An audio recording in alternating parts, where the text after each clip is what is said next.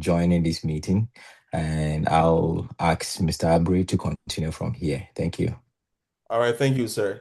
So, Mr. Mm. Selassie, the whole platform is yours. If you want to use presentation, you can share your screen. I'll accept over here so that you can just do the presentation for us. No So, worries, sir. Unfortunately, I don't have a presentation. no There are problem. some We got parts. you.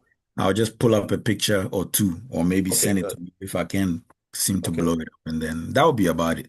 It's not much. I want people to take notes, and that's my way of kind of getting a connection with people Okay. from this side. Merry Christmas and Happy New Year in Mhm. advance. I hope you're doing good. I think time is already far spent. I'll get straight into it. It says it's 6:09 on my end in Eastern Time. Um, Quick one. So, like I said last time, the biggest thing is that change of environment, that change when you get into this country. Actually, I remember very well August 3rd was when I landed in Atlanta. It was just a different feeling. The lines were winding long in the airport, one of the biggest airports. So, just a lot of crazy things going through your head. And then you just kind of get into the country, you get picked up from the airport. Just why am I here? Yes, I'm here to teach and all of that. But the point is, why this change? It's so massive. Like, how do I even deal with it? How well am I supposed to carry it so that it becomes really a blessing and not a curse? Because you've heard of stories where Ghanaians get here sometimes, they're not able to do anything productive for themselves and their life becomes something else. So I don't think we've heard of first and it won't be the last. People, it happens every day, every now and then. But when I got here, the biggest thing was you see how y'all have years of experience. They pay you guys based off on your masters and everything. You won't believe it. And I don't know if Johnny experienced that, but you won't believe it. It was a flat rate. It was 30,000 a year. We don't care what you got, how many years of experience. That is what you got, whether you like it or not. Take it or leave it. So that's what we're earning. And even that, it never came to us straight. The agency would route the money to us. So if it say pay date was 15th, maybe 16th or 15th later that day, we get our pay. And I remember very well, it was 900 and something dollars every 15th and 30th. So that was abysmally very low. So I'm just trying to share with you where this whole thing has come from. It has come from far. And you didn't even know if they were lying or the agency was just being truthful or whatever.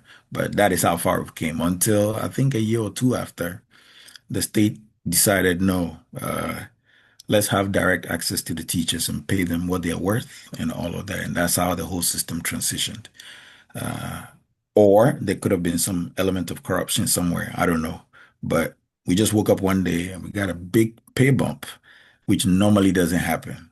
So that's how that. Now that with that being said, um, if you're here, you are in a system where the economy is as big as 30 trillion. Okay. But what you guys haven't realized is life was super cheap back then. We bought gas at $1, say 20 cent, 30 cents, sometimes that low per gallon. It was that cheap. So sometimes I drove an SUV at the time. So sometimes it was really cheap to fill your tank. You didn't even fill it. We used to just drive anywhere, anyhow, anytime without thought process. And back to what I was saying, money was not, I mean, like you were a single man, you just coming in, it felt like, okay, it's a lot, 30,000 dollars. Yeah, we can do a lot with it. But you soon realize, no, it's an opportunity that's been given to you. You can't waste it. So you start to try to understand what this problem is in this country. And like I told you guys, I think last week or 2 weeks ago, 75% of this system depends on you to spend. So it is deliberate that you spend. It is purposefully crafted, marketed that you spend. If you don't spend, we're not good. That is how this country runs. So anything to bait you to spend is all they're doing. And then anything to bait you to keep going, maybe leverage on your income and say, okay, I'm making this much, so let me spend this much. It's really what has been set up. But what do you haven't realized is that becomes a problem in itself. Why? Because now cost of living begins to drive up. And I'll tell you why cost of living goes up. Cost of living begins to go up. We have somebody who say there's no inflation in this country because we are coming from Ghana, it's 40%, we live with it. But unfortunately, when we came, inflation was even barely 2%. But inflation started skyrocketing until it hit 8%. Some of you experienced it, and then it started dipping back to 2. Now, if you're not sure what inflation is, just basically the same dollar you're holding, we're saying that it's that depreciated. So if it used to buy you a lewa for $1, now it cannot buy you the full lewa. It will buy you maybe Fraction of 0.8, a fraction of the alewa. That's all it basically is. So if you want a full alewa, maybe you have to go up $1.10 or $1.20 to buy it. That's basically inflation. So that inflation that was shooting up like that, our wages did not go up at that same rate. If you're a teacher here, you already know. Some states, they do 2%, 4%, 3% standard uh, salary adjustment at the end of the year.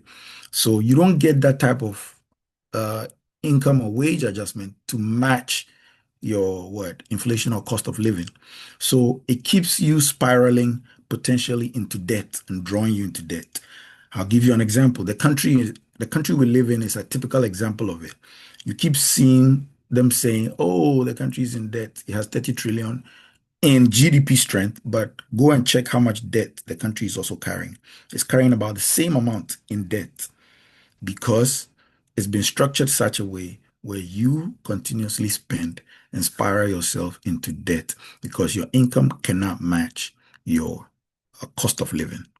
Housing being the biggest thing, transportation, medical, energy bills, on and on and on and on it goes. And then whatever you have for social and entertainment, if you even have any left. So that is what the problem has basically been. And that has led to a higher cost of living. So if you recall, some of you coming to this country, you are having to pair up with people to live so you can break even. It never used to be like that. Back then, some of us could afford a whole unit, maybe a 1-bedroom, 2-bedroom. It still didn't cost much, like $400, $450, depending on which part of the country you are, though. Let's not take that out of context.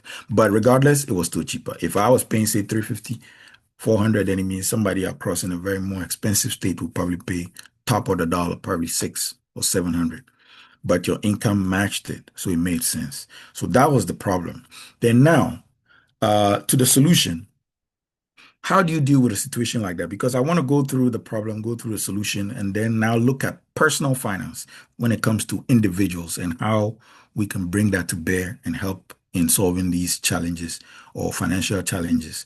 So with that being said, solutions, you look at multiple things. You first have to identify investment strategies in this country. It's 30 trillion or 29 trillion economy. There's too many things that you cannot just go chasing everything. You will lose money. You have to be purposeful. You have to be intentional, and you have to what? Think through. So you have to learn investment strategies. And when I say investment strategies, it doesn't just have to be investing your money into something. It could be investing your money in you because you're a golden chicken. You're the golden one who's going to lay the golden eggs. So it's key. Then you want to identify risk. You cannot get into any investment without risk. Even if you're investing in you, you still have to look at the risk you carry as an individual.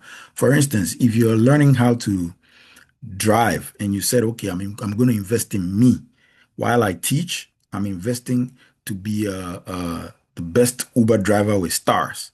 Well, how do you be an Uber driver if you don't have hands or you don't have legs to drive? That's a risk that you haven't factored. So the element of risk is key in any investment you look at. The same way, if you want to invest in any portfolio or investment vehicle, you also want to look at the risk that goes into it, which means make or break. I wake up one morning, what's the worst that can happen? You have to look at that as well. Then, of course, you need to understand the economics, basic economics, macro, micro. Macro being capital, debt, which means like borrowed money, productivity, which is GDP, and then basically what else? Because that's inflation, yes, which I've mentioned. So you want to consider these factors on a macro level and see which direction they are moving. Then you know what kind of investments you want to look at as well. Now, on the micro level, it's just basically looking at sellers and buyers. What is the management of resources? And that's where the big part of economics we've all heard about, demand and supply, falls under. Then you can also look at decisions about resources under micro. Decisions about resources. It means, how much do I get? How do I spend it? What is left? What do I do with the rest? That's basically it. So the macro is on a bigger level, which the country generally uses data to track, which could be either the federal government or the federal bank or the treasury. And they put that type of data out. And then on the micro level, which is normally either sector by sector, or you would basically see that on an individual personal finance and home finance based, or company by company, so to speak. Then we look at factors that drive policymakers. What will make the Federal Reserve drop interest rate or increase interest rates? You want to know why. So I'm still looking at solutions. First, investment strategies, risk analysis, reading the economics of the country and the market you're in, and then understanding what drives policymakers to make decisions. Because guess what? Whatever decision that is made in the Senate or the Congress or the arm of government, which is the judiciary or the executive arm, still goes a long way to affect each and every one of us. Okay, whatever decision is made in relation to education, it still matters to a lot of us because that is the sector we're in. We want to make sure that sector is thriving. In that way, we know that our daily bread is still assured on a day-to-day, school year after school year. So that's one you want to know. Then on the other hand, the system and how it's built. Who does it favor? And I'm gonna straight up tell you, it does not favor the average person here. The average Joe is not favored to make more money in this country. No. And I'll explain giving you strategies. The average Joe is not favored in the strategies that this country puts in place for expense and for spending in America. Then let's look at your personal finance. So as that solution being said, and these are general things, I might have to go into in-depth with some of them so you understand. And then personal finance. Now with personal finance, I would want you to look at first accessing your current financial goal or your current financial, not goal actually, accessing your current financial situation.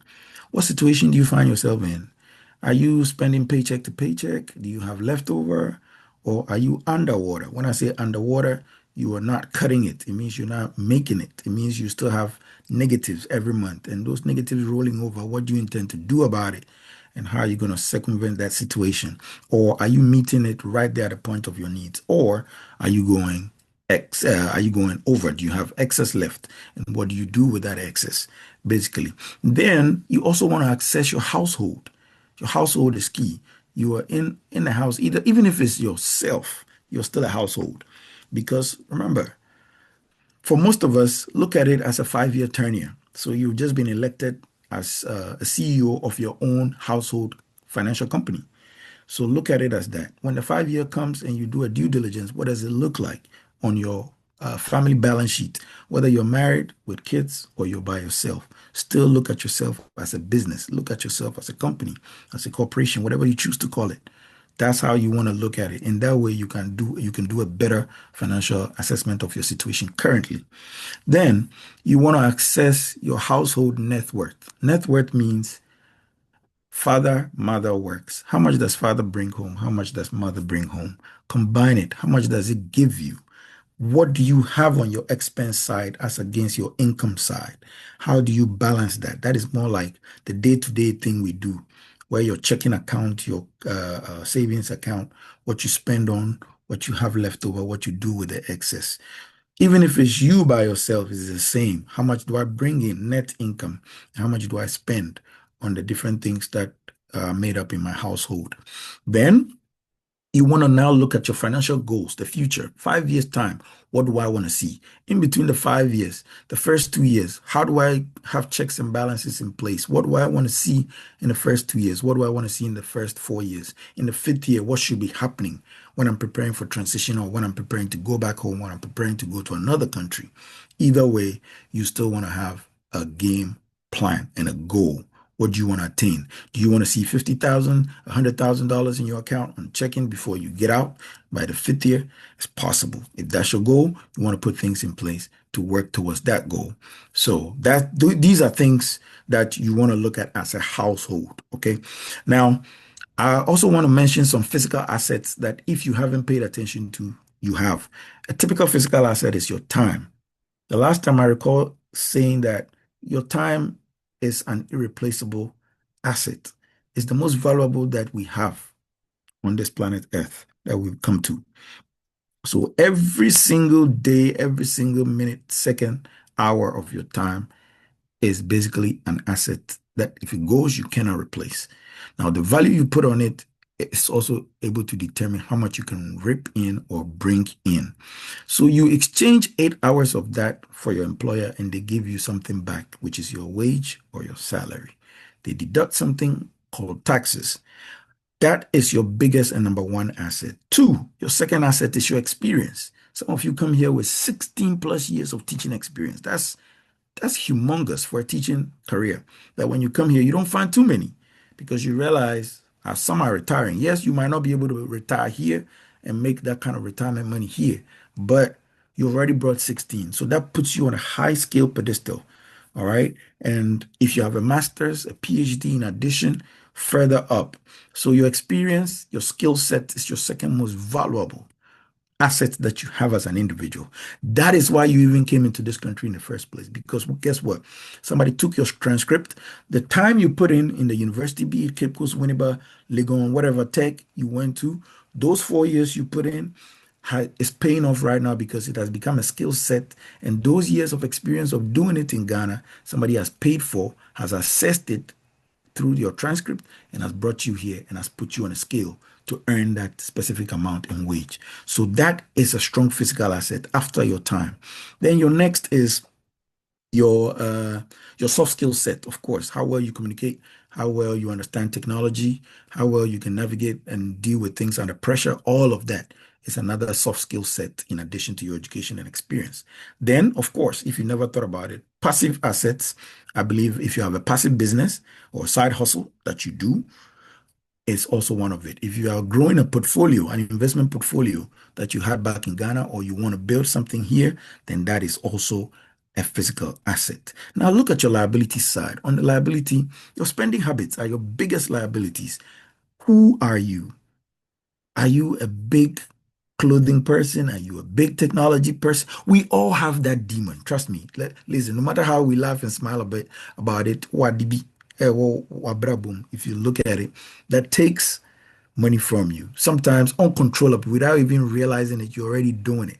So we all have habits. So spending habits is one biggest liability we all have on our balance books. Then you also want to look at your variable expenses. And if you watch, I'm naming them by the things you can control. Spending habits are things you can easily control. It's you. It's a habit. Variable expenses are things that can vary. It can change. Energy is an example. Car payments are an example, or your amount of gas you buy is an example. Those are all variable. But then fixed expenses, you and I can't change. You come in, you have to lay somewhere. You have to sleep somewhere. So you can't just be hanging out there and sleeping in a how you call it, a shelter just to save money because you say, oh, coming to America, so I need to take a lot of money back home. No, no, no. You will still need a place to lay your head. So those are fixed income, fixed expense, sorry. So housing is one biggest one that takes a lot of the money away in this country. 2, you have your energy bills, your phone bills, your internet, if these are things that water actually. So these are all things that are cast in that you can't wriggle too much around. Now, even the energy, you can really just control how much of it you pay, be it winter or summer. But in actual sense, it's still a bill. Even if it's $10, you don't use it at all, you're still going to pay. So it has a fixed element to it, and then it has a variable aspect to it, depending on how high or low it can go.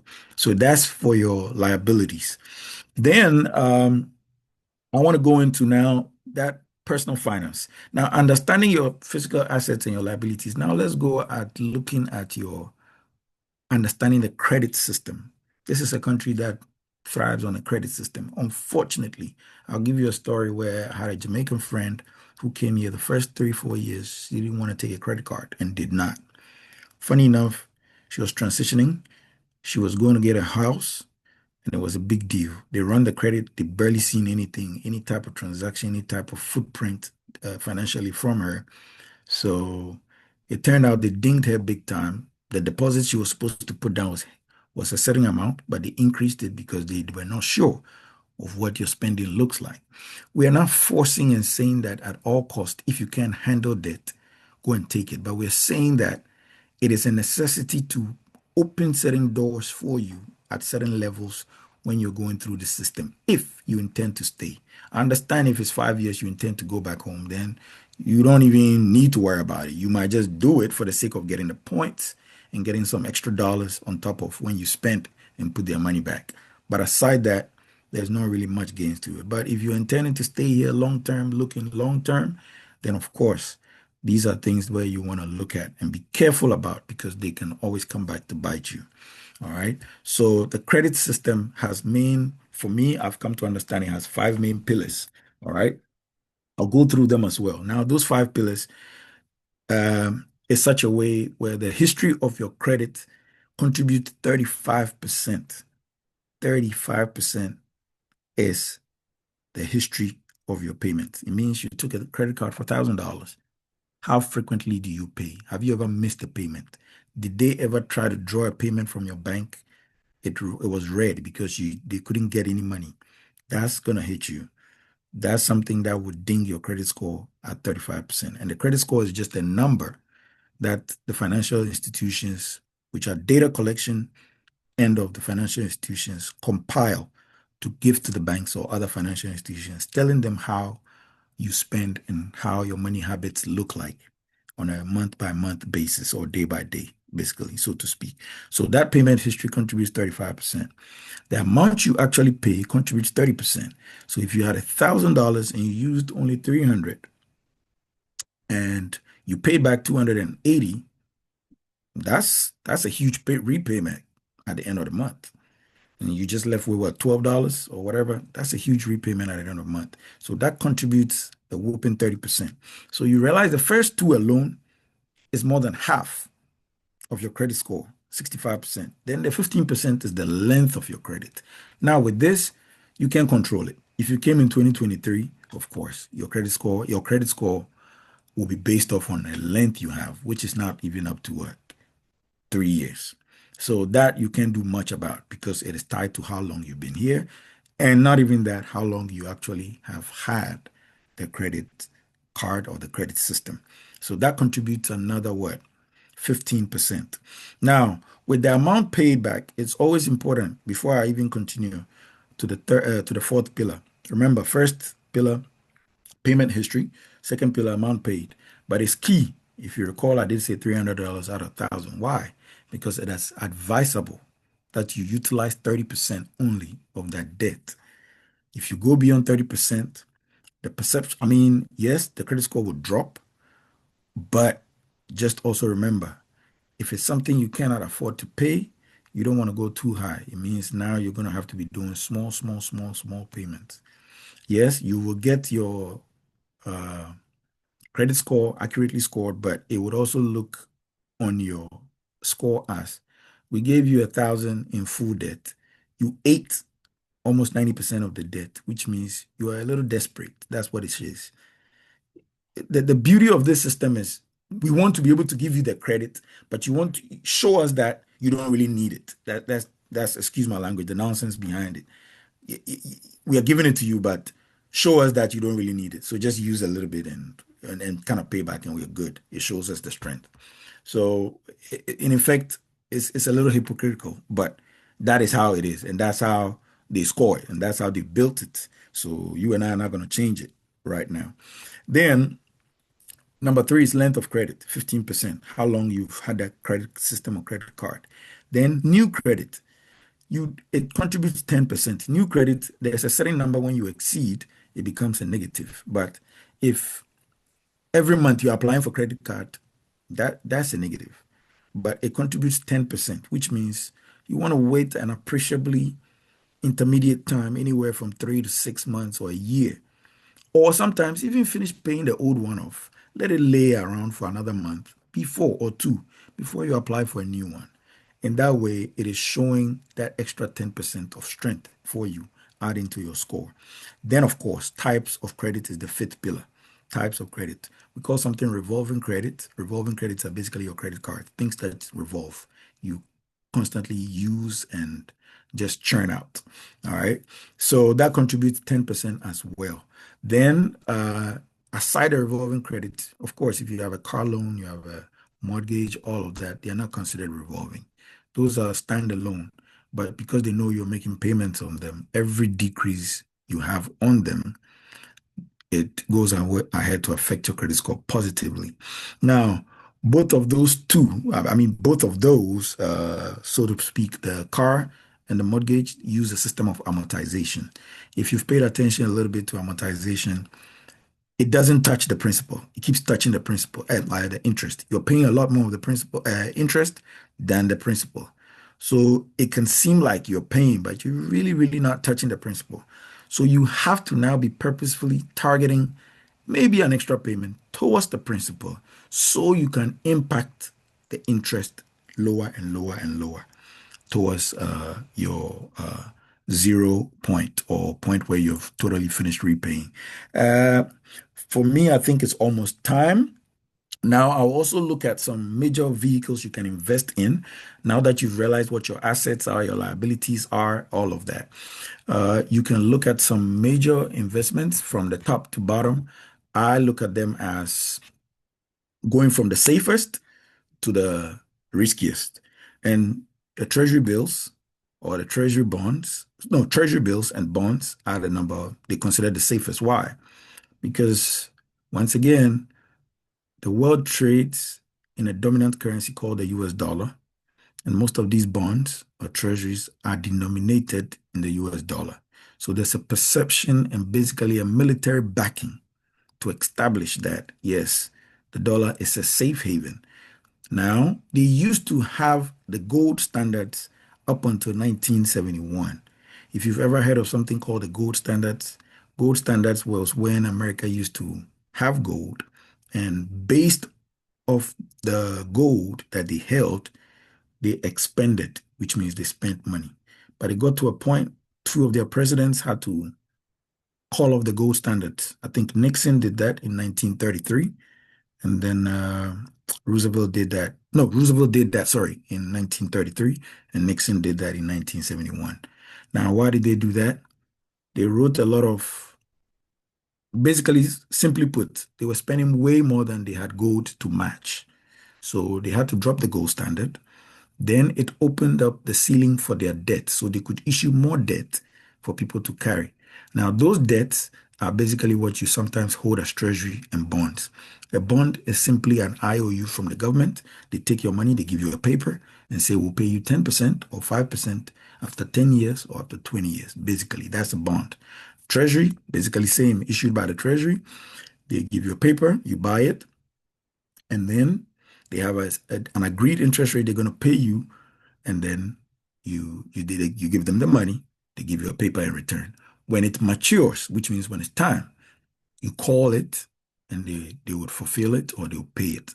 Now, if they default, then the country has defaulted on its debt, which, to be sincere with you, the United States will not do that. It will be the last thing they do to lose their financial credibility. And it also has something to do with the military backing and the fact that it has the world #1 dominant currency. So it is considered the safest bond currently on the world market. So that's where that stands, and that's treasury. So if you think about high interest yield accounts and all of that, think about it as the bank also extending that to you, doing business. So if the government gives them, say, 5.5, they turn around and say, give you like 4.5. And then they earn something on it or a markup on it about 1%, and give you basically some, and then you give them your money. Now, mind you, whatever money you give that bank, by the banking laws of this country, they can borrow 10 times of that money. So if I, Selassie, have $1,000 given to the banking institution in a high yield savings account, say 6 months. Now, the banking rule says for every dollar that they have in deposits, they can lend 10 times that, which means what? They can borrow 10,000 or they can lend $10,000 out to customers just based off of my leverage of $1,000 with the mentality of earning more interest, turning around, making more money, and pay me maybe 4 point something if it's high yield. If it's just in my savings account, that is even worse. That's free money. They're picking, leveraging, making money, coming back and giving you chicken change, and they make more. So that is for the banking sector. Then my last part is standard. I want to believe everybody should strive to have 60 to 70% of their income in expense. Have at least 10 to 20 in savings and have another 10 for emergency or 15 for emergency. You can vary those percentages yourself. But please try not to consume all 100% because there's a saying that if you can't manage the single dollar you earn today, how do you manage 10,000 you earn tomorrow? If you stayed in Ghana and made 3,000, 4,000 and managed the lift of it, $3,000 or $4,000 shouldn't break the bank. That's my little 2 cents. It's 6:39, so I could take some questions. No, actually, I could let Mr. Anochi go, and then we'll go ahead and listen to some questions. Right. Thank you, Mr. Selassie. That was a very insightful presentation. Just as I said, we're going to combine two presentations and we will have 30 minutes straight for questioning and answer. So, Mr. Anochi, if you are ready, you can, if you also want use slides, you can do that. Just send a request and I'll accept it at my end. Then you begin. Are you ready, sir? Hello. Yes. Please, can you hear me? Yes, I can hear you. Okay. Thank you so much for the opportunity. In fact, please, can I go on? Yes, you can. Okay. In fact, I was sitting here and shocked. For what Mr. Fienu has said, he has said it all. There are so many things I'm not going to repeat because experience speaks better than opinion. In fact, God bless you for opening our eyes for this information because we are here for one reason. We are here to make money. But the system that we find ourselves, if you are not vigilant, like you said, many people have been here and they ended badly. They wish they were back home. So without wasting time, I would like to share my screen. And then there are some few slides that I want us to just discuss for the sake of time. Then we can get time for questions and answers. So I'm sharing my screen. Please, can you give me permission to share my screen? Yes, you can. You can. Okay. Okay, thank Right. you. Once Mr. Anochi shares the screen, I think there's one thing we need to take note of concerning those who want to join the group, the platform. I think I'm trying to work on this. Those with the Ghana numbers, I'm unfortunately I'm unable to admit you guys because I don't want scammers to join. So if you are here in the United States and you have a United States number, at least you can use your United States number to join this group. Because sometimes you have people, getting into the group and trying to do some other funny stuff. So please use the United States numbers. Thank you. Mr. Anochi, you can go ahead. Okay, thank you. Thank you so much for the information. Like we said earlier, in fact, I'm not going to repeat most of the things that you said, but my little understanding and then experience that I've had that I'm going to share with you because we are here as one family that if we come together, we'll be able to achieve more. Because if you share ideas, all that you have, when you bring it, I also bring what I have. Nobody is a master of knowledge. So we are all trying to help one another so that we can succeed. But many people have been here, like we said earlier, they couldn't survive. Those who survive, what are they telling us? So these are the things that we have now. Protections today, income for life. In fact, we are a smart financial strategy for J1 teacher anywhere in the world. We have the same status. I'm also a J1 teacher here, like you are. We all wish to stay here for long, but we don't know our fate. So let's see what we can do for ourselves. This is our situation. You are a teacher, I'm a teacher. What situation are we in now? We say we have limited visa category. We are J1, so we have at most 5 years, because we have 3 years contract. If by grace of God it is extended, you have additional 2 years, and then you have your 5 years. After 5 years, working there. So this is the situation. Uncertainty after the 5 years, because some people wish to stay, like we said, but if you're unable to stay, what should you do? Now, we have temporal earnings, like Mr. Fianu said, our dollar that we are getting, we spend almost about 70% here on expenses. So if you want to keep something, we have to be very, very strategic. So let's see, how can I grow my money? This is the question. This is the situation. Aging is also a factor and other factors. And there's number one thing that you cannot go and leave it. That is possibility of critical and chronic illness. Guys, this is the situation we are in now. And what is the solution can we give to these situations? So during question and answers time, we're going to answer most of the questions that will come. So I'll be happy if you can take your pen and then be writing something down based on what we are going to say here. The big question that you ask yourself, how do I turn my short US income into long-term flexible income and then living benefits? These are the questions we should ask ourselves. By the grace of God, some of us, we've taken opportunity to do financial education. I've done a course to get alliances to work with all these companies in America. So I would say I'm a financial professional in South Carolina, not because,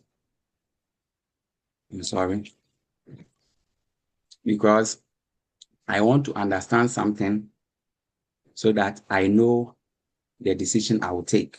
So the advice, somebody who has been here for long told me that you need to understand the system. How will you understand the system? You should use legal way to understand the system. And here, before you can do anything, certification is very important. So there is a course that I did, of which after the presentation, I wish everybody will join me so that we all learn and then have this opportunity and learn the system, which will help us greatly. So without wasting time, in America, these are the financial portfolios that we have in America.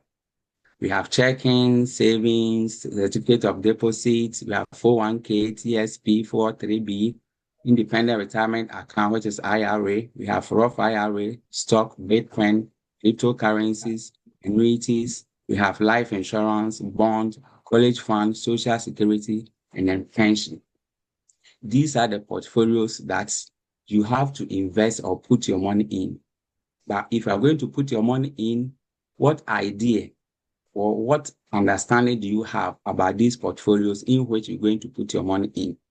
So that is what we did to understand these portfolios, how they work, so that it can work best for you.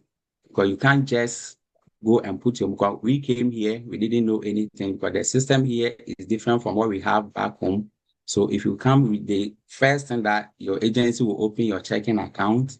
So if you have any business, let's say background, you'll be open savings account. But there are so many questions that is going to come here as we are moving forward. So now, these are the things that we learn if you want to be successful, you need to learn from some people who have been succeeded in the system. So Warren Buffett, he is one of the greatest investors in the world. So he has a lot of principles that he is giving to a lot of people who want to be financially sound. So one principle say, make money but never lose money. To never forget rule number one. That means rule number one is very important. He say, make money but never lose money. And then he say, management versus no management fee. We shall talk much about it. Inflation 3%, Mr. Fianu has said something about it. Double taxation, flexibility versus liquidity, compound interest, social security, critical illness, and then chronic illness, number one cause of poverty and bankruptcy in America. So we're going to look at these principles and then we align it with the portfolios that we have and the benefit that we're going to get from it. Now, the estate and the NES and then estate probate court system, we're going to talk much about them. So let's see. These are the principles that successful people use. So all these portfolios that I show, we're going to use the principles and see if it is going to benefit us or, okay, so I want everybody to see something. Whatever that check green means, the rule number one says, make money but never lose money. So whatever check green says, you make money but you don't lose money. But whatever check red means you make money but you lose money. But the question is, how do I lose money? You're going to explain it. So now that we've seen the portfolios that you make money and you don't lose money, let's go ahead for the sake of time. Let me see my time so that I don't eat into our question times. Now we have taxes and no taxes. These portfolios in America, any gain or any interest that you make from any investment that you do in America, you have to pay tax. But some of the tax you pay double tax. Some you don't pay tax if you understand the system. So if you look at your checking, savings, certificate of deposit, 401k, Roth IRA, you pay tax on your gains. And then Roth IRA, 401k, you don't pay tax, insurance. And I keep saying insurance. Somebody say, how can I put my money in insurance? There are so many things that we're going to talk about. Municipal bond, college fund. If you want to open an account for your child to go to school, because we are here, time is going, so you have to make sure you put things in place that will help your future. So you can't let your kids be in the house. You have to plan for their future. So some people have idea of open college fund. It is not bad. You're going to see pros and cons about them. Now we have access to cash penalty free. If you are going to invest your money in any portfolio, you have to make sure that you can have access to your money because anything can happen. So you should make sure that you don't lock your money in such a way that you can't get your money if you need it badly. So if you are going to invest, you need to understand the system or the portfolio that you're going to put your money in so that in case you need something which is very flexible, which is very liquid, so you can get it for your situation. Now, we're talking about inflation. We're talking about inflation. In this country, averagely, inflation goes up 3%. That's average. It can go beyond that. Mr. Fianu said it went to 8%, and then later came to 2%. It can go high. So averagely, you pay it at 3%. So there are some of the accounts that if you put your money in, that you have idea that, I'm going to save money for it to grow. This is how your money is going to grow. If you have your checking, your interest is below 3%. If you have your savings, your interest is below 3%. You have a certificate of deposits, your interest is below 3%. 401k, 403b, TSP, it is not predicted because it is tied to the stock market. So when the market goes up, so all these accounts, they are tied to the stock market. So when the market goes up, you're going to gain. When the market goes down, you're going to lose. So that one is not predicted. But the one that is fixed, you're not going to get up to 3%. That means your money is going to depreciate. Now we have stock and Bitcoin, crypto. You can gain more than 3%. So you're not going to suffer the inflation. Index annuity, you get more than 3%. Life insurance, you get more than 3%. Municipal bond, you get more than 3%. College fund, it is not predicted. So it is also tied to the market. So let's look at the historical performance of the market over the years. My Zoom thing has it.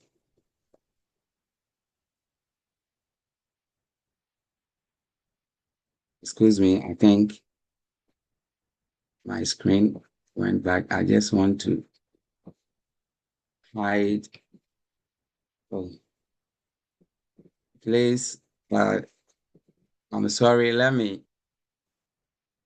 Okay, good. This is technology. So those of us who were born before computer, Are you back sometimes, online? yeah. Can you see my screen?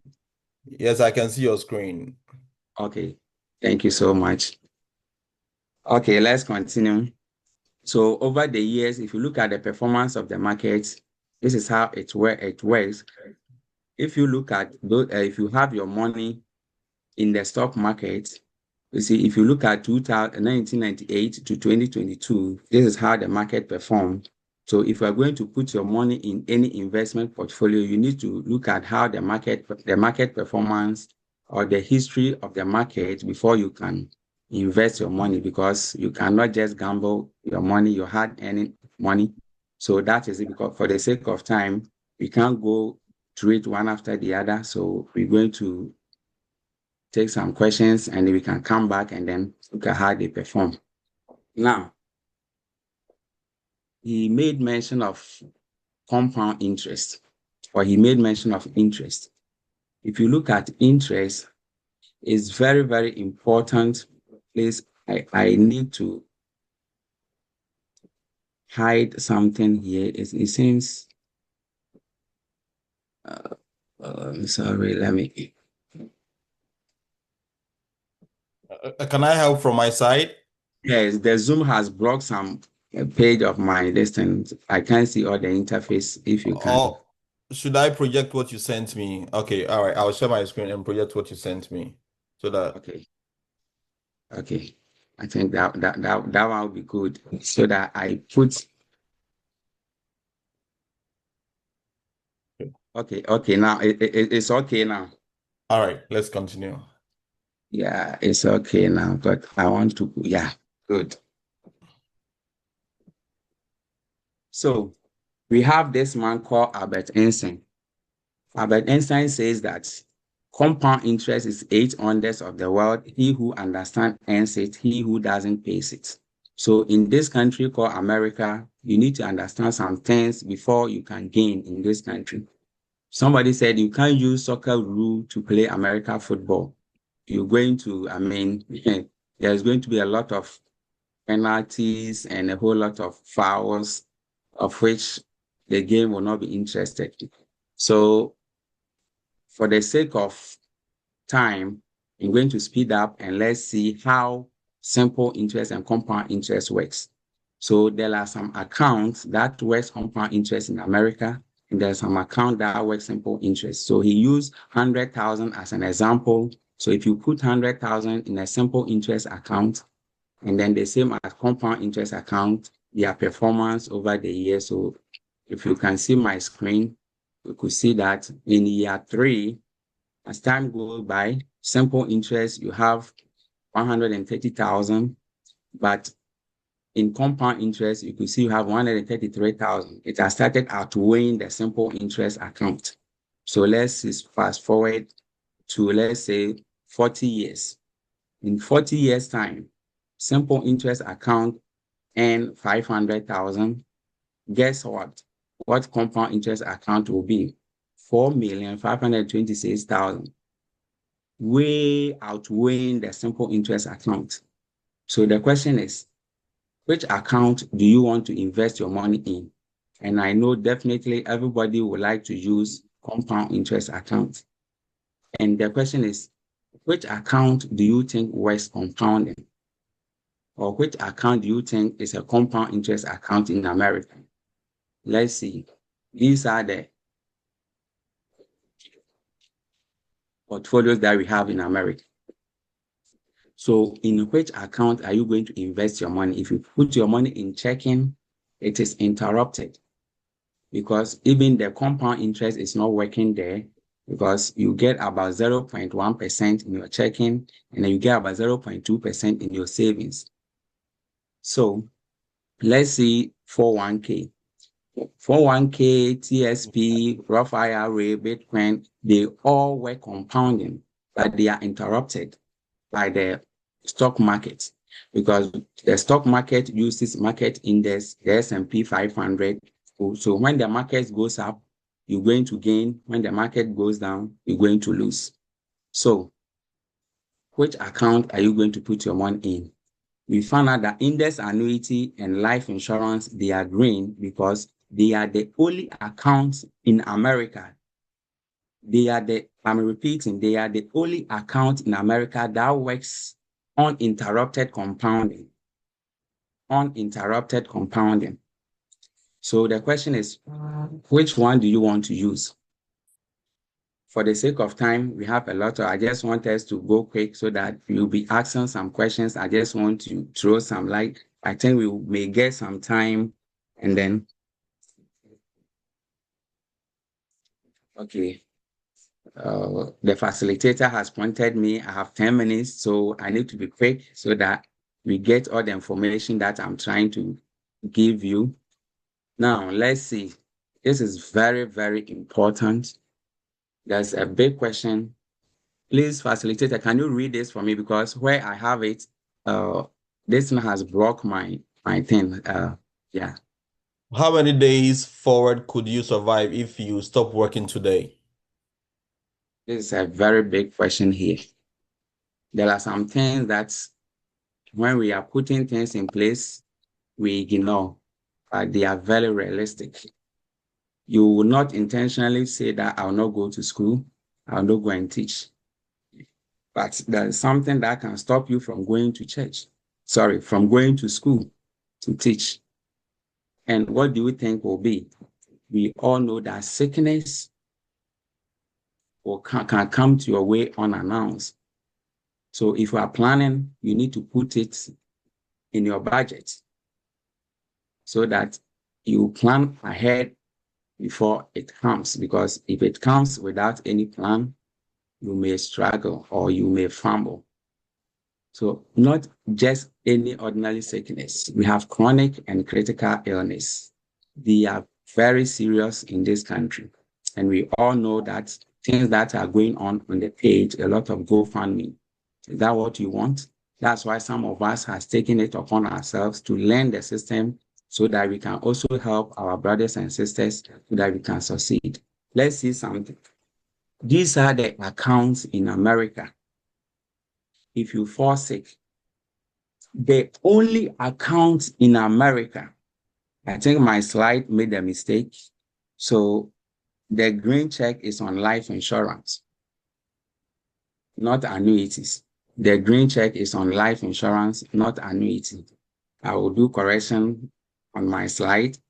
So please, if you talk of critical illness, you're talking about heart attack, stroke, cancer, end of stage, that is dialysis, which is kidney failure.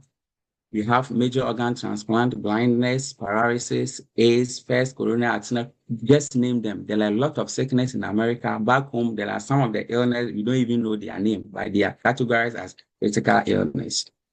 If such illness attack you, you can't go to work.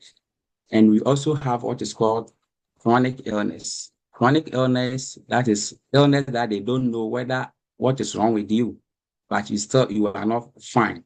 You can't go to work. So if you can't do 2 out of 6 daily living activity, which is bathing, dressing, toileting, transferring, continenting, eating, the only account that can come to your aid in America here is life insurance. It's life insurance. So life insurance with not any ordinary life insurance with living benefits. Let me fast forward. There are so many mistakes that some people make, especially those who have been here for long, those who even came with green card. Sometimes they work permanently with the government, so they think the government will help them, the employment will help them. Guys, this is the truth. If you want your employer to help you, they have what is called 3-month short disability, 3-month term disability, and then long, like the 6-month, that's the long-term care disability. That is what your job can do for you. So after 3 months, and then the long term, not anybody that has it, because you should be a consistent worker in a company for 10 years before you can qualify for the long term, which is 6 months. Many people have the 3 months, which is the short term. So the only thing your employer can do for you is they will give you up to 70% of your income to support you. So by the end of the 3 months and you are not back to work, they will tell you, oh, we are sorry, we care for you. We will reserve your position. If you get well, come back, and then we will employ you again, or you work with you again. So go and treat. Now your benefit is gone. Your health insurance too is gone because you can't pay it anymore. Let's come to the government. The government will wish, because they will not let you die.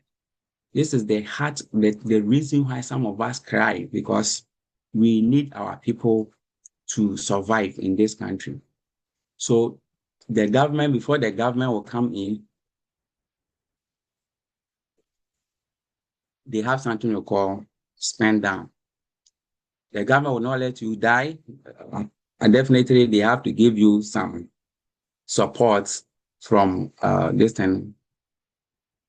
I've forgotten the name of which, when we apply, we don't even qualify. Medicaid. We don't qualify for Medicaid. So if you apply for Medicaid, what they will come in is that you have to spend any money that you have in any of the account that has check red, you have to spend it till it get to $2,000 before the government can come in and support you. And not just spending it, you are spending it on your medical bills. Don't forget, everything that you do in this country, there are some records, so you cannot run away from it. And the sad aspect is that we think we are smart, so when we get our money, we take it back home. We do a whole lot of things with it. So, okay, 5 minutes, I will be fast, and then. So what they will tell you is, okay, the government will not let you die, but they have something we call 5-year look back. Any money that you have sent back home, they are going to track your 5 years record and make sure that you bring all those money back to America to take care of yourself, to spend on your medical bills before the government can come in. Before the government can come in to support you. Because you can't tell me, oh, I was just roofing my house, so I just sent $2,000. Oh, now that you are sick, you need help, you can't die, so go and sell that house and bring the money here to take care of yourself. If you are not, then these social workers will never approve it for you, of which we go to conferences and we meet them, a whole lot of things that we see. So that is it for this. So if you spend all the money, if you bring it here and you spend it back to $2,000, that's why the government say, oh, okay, now they will give you any support that you need to make sure they will save your life. But they are not saving it for free. They are not. You are going to pay it one day.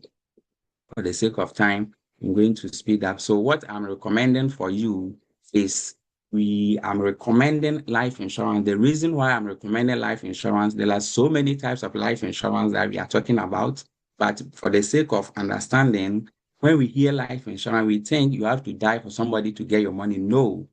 Life insurance is also a financial portfolio that you can put your money in, like the bank. You take it out, you put it in, you can take it at any time, but you need understanding. Not any ordinary life insurance. I'm talking about a life insurance that IRS code had section 7702, which is Index Universal Life Insurance. For the sake of time, let me run quick so we can so this is the summary of the account in America. So life insurance is categorized as what grade A account, annuities grade B, municipal bond is classified as what grade C account. So the question is, look at the percentage that you get. You can do your research based on, because some of us, things that we have done to get to this point, the questions and a whole lot of things, they have to go and open the system. So guys, you have every right to go to IRS websites where they control the monetary things in America. So you can go to their websites and learn more and get the understanding so that you understand that all that I'm telling you here today is true. Your life insurance, you can get over 8% interest, 8 to 13% interest on your life insurance. And look at the percentage that you can get from. That's why these are classified as what grade A, B, and C accounts. So types of life insurance, for the sake of time, I'm just going to mention them. We have term group life insurance, which your employer will do for you. That one, you have to die at the workplace before you get your benefits. That's a deception. But many people think, oh, I might have insurance in my job. No, if you clock in, that is the time it is working. If you clock out, it's not working. Then term life, it is also short because term life, it is also like the funeral policy. You have to die before somebody get benefits. No, that one too, you cannot have protection that I'm talking about if you have your term life. The whole life is also good, but the whole life is going to take care of you for 100 years, but you're going to pay till you die. If you make one payment, it's going to, and it also most of the time don't have the benefit for your life. So the rare deal that I'm recommending for you is universal life insurance, that we call it the family miracle, because many people who are enlightened in America here have IUL, which is Index Universal Life Insurance, Section 7702 account. So for the sake of time, I'm not going to, I have a lot of things that I can talk about, the advantages and disadvantages. If you want to get in touch, please, I'll give my number. I think I'm on the page, Eric Anoche. You can get in touch with me. You can, any question that you want to talk about as far as finance in America is concerned. I'm not, what do you call it? Let me say, I'm a financial professional that I give advice. I am not a tax expert. That I might be, yeah, so I cannot come to you. I can give you idea about it because there are so many books that we read. This book, we have it, we call it 475 tax laws in America. If you want to do business and you've not read this book over and over and understand it, you are going to joke because you are going to pay all your money back to Uncle Sam, of which you will not love it. So my facilitator, for the sake of time, I'm going to end here so that if anybody has a question, you can address it. And then anytime you have my number, Mr. Abri, you have my number. So if anybody get in touch with you, or if you want to get in touch with me and you don't get me, please get in touch with Mr. Abri. He's going to let me know so that we know what we can do about it. Because if you don't understand the system, brothers and sisters, you are going to be a prey to the system, of which is not going to help. So anything that you also have, you bring it, immigration, whatever, then we discuss it to support ourselves. This IUL that I'm talking about, let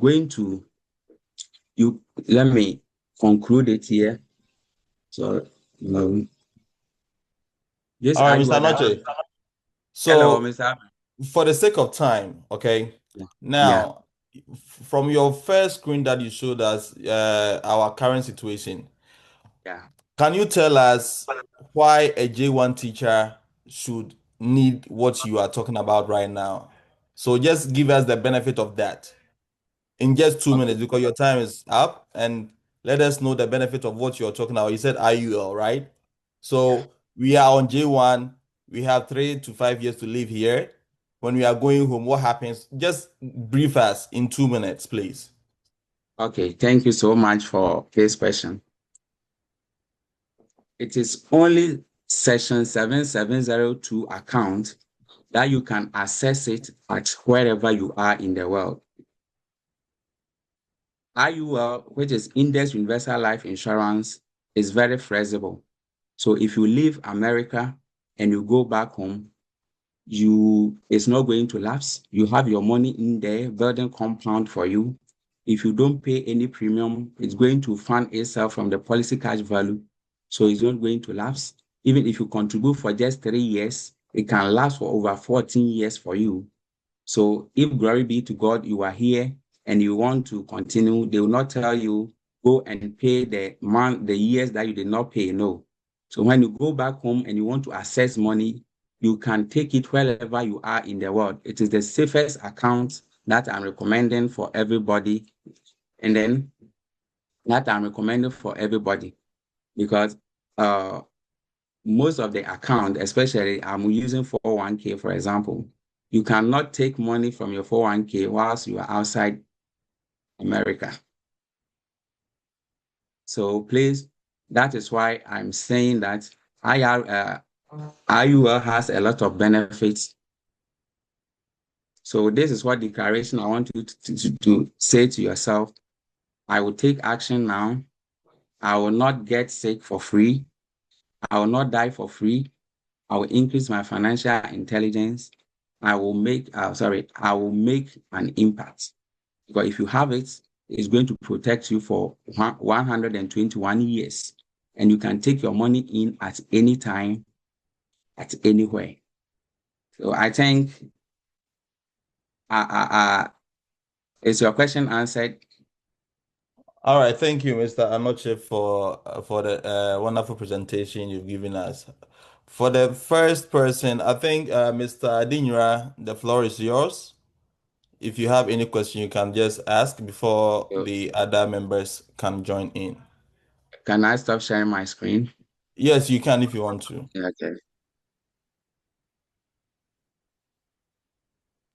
Okay. Thank you so much, Mr. Nochi and Mr. Fiano. Currently, I actually don't have any question, but I'll admonish all members who have specific related questions to reach out to Mr. Nochi so that he can address your needs specifically, so that All right. your needs will be addressed. Yeah. So if others have questions, they can go ahead. Thank you so much, Mr. Abre. All right. So I have is it iPhone? Please, whoever has raised their hand can talk now. It says iPhone. I don't know what name it is. Okay. I Your don't name, know, but please. Your name. Ebenezer. Okay, Eben. All right. Yeah, I wanted to change the name, but I just saw the iPhone there. Okay. The question is, looking at the first speaker that spoke about so many things, he was saying that the system doesn't favor the average person. Yes. So I just wanted him to talk much about that, because if it doesn't favor the average person, why is he saying that? And then which person does he favor, so that we will be able to know how to do things? That's the only question that I have. All right. Mr. Aubrey, sorry to cut you. I'll just go ahead and respond to the question. Now, can I share my screen briefly? I want him to look at something real quick, and I use that Yes, as you a can. basis You to can explain. do that. All right. Okay. Do you all see my screen, please? Yeah, I see it. All right. Eben, you are here. I hope you can see my mouse as well. This is where you are at. Eben, what basically is happening is that you've traded your time and your skill set for income. Now, you brought home that paycheck from a job or a service you provided to the school district. All right. Now, guess what? This right here has you filtering the money out to businesses, either to Walmart or to Food Lion or to Aldi's or anybody, Amazon, anybody who is selling goods and services that you really need. That is where your funds are sometimes basically pushing you or marketing you to filter your funds to. Now, they in turn get that. Guess what they do? They in turn get that and bring factors of production, which means they employ more people, get more machines. Now, to make it even worse, they are not even employing more people and bringing more machines. They are employing AI. So they're going to increase productivity here. So guess what? When they take your money and it filters here, they go into R&D, research and development. And then that ends up bringing productivity higher. Now, when that productivity goes higher, guess what? They go ahead and market and sell. And then the cycle continues. Now, where I am suggesting to you as an average Joe, The reason it doesn't favor us is because of this cycle. I'll present another one with a government in the middle right here so that it gives you clarity because they meddle in everything. They're in everything basically. So where I'm suggesting to us as average Joes is that you have to break this cycle at some point. You can't break it totally 100. So what you can do is put filters in place that funnel some of your funds into investments, be it life insurance, be it 401k, traditional Roth, be it annuity, be it bonds, be it treasury, be it stock market, be it companies on the stock market for that matter, be it Apple, Amazon, the companies themselves that are seeking to get your money. Why don't you own a part of them in the long term? 5 years come, you cash out, be it crypto, Bitcoin, or Stellar, or uh, uh, all these other cryptos you have, Ethereum. Filter some of your funds here so it's not all 70% going here. Some filters into some investment vehicles that you would have created as a portfolio. Or if you have a side business that can be registered, you do that, and that filters part of your disposable funds and goes in there. Then you are gradually breaking the cycle of the average Joe because it's not favored. You and I. Once again, I explain businesses and people who own companies do not directly account to the government. They do everything with their money first, take loans in addition, minimize the profit margins before they go account to the government. You and I is the other way around. The government takes from you and I first before. So I'll show you from the second picture and it gives you clarity so that we can appreciate where I'm coming from. Now that's the second picture coming up. Now look at the government in the middle. Everything there in there. They are an intermediary for everybody.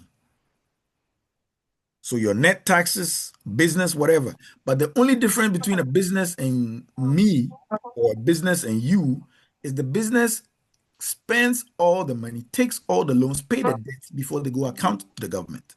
Whereas you and I, the government takes it from source before they give it to you and I. And then we go ahead and go spend.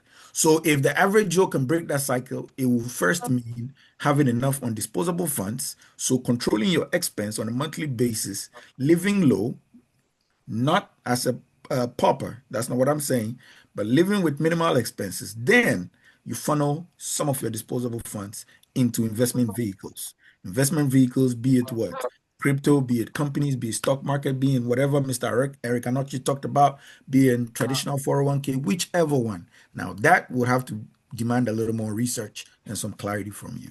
Is that fair?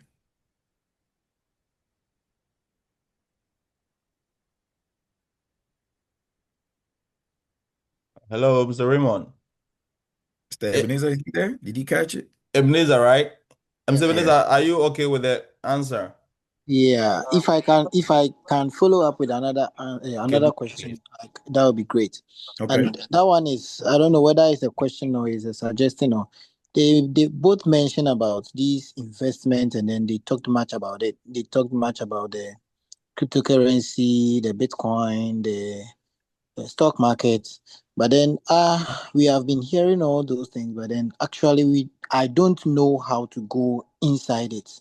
And all the talks that we have been having here is they just make mention of it, but then they don't show us how to enter it. So if maybe there can be another one Another that session. Absolutely. show us how to enter into it. Maybe we have a lot of them. Let's say the first two that is easier for you to enter. Like just show us something about it so that we can also patronize in it. Sure. Let me come in small. So, Mr. Ebenezer, let me just a short introduction to all that thing. So, if you are talking about stocks, let's compare it to what we know back in Ghana, like MTN, right? So, if you say stocks is equivalent to shares. So, let's say MTN wants to float out some shares to the general public. So, if you come to the US, all the bigger companies that you see here, Walmart, Amazon, Apple, Google, all these bigger companies have floated out their shares onto the general public. So if you want to buy any of their shares, you need an intermediary. We call them brokers. All right. So the basic one I can suggest to you that you can easily get your funds, even if you are outside the US, is Fidelity and Robinhood.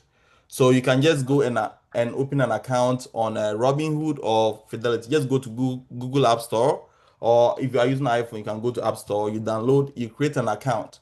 And the good news is they've made things very easy. You can just buy a fraction. You can just buy $1 of a share. You can own $1 of Apple company. You can own $1 of Google. So these are companies out there that we can invest in. And just as I said, we can contact any of these experts and they can just introduce you to certain things they are using personally. Personally, I have stocks. I use Robinhood and I invest in something we call ETF. So ETF is basically like a basket that holds about 500 companies. I'm using the S&P 500. One basket that holds majority of companies in it. So if you buy a fraction of that basket, you can call yourself an owner of these 500 companies. So that is the basic explanation we can give out there. But as I said, you can contact any of these experts and they can direct you what they are using individually that is helping them. All right. Wait, I'm sorry for let me come in short here. Mr. Aubrey, Yeah.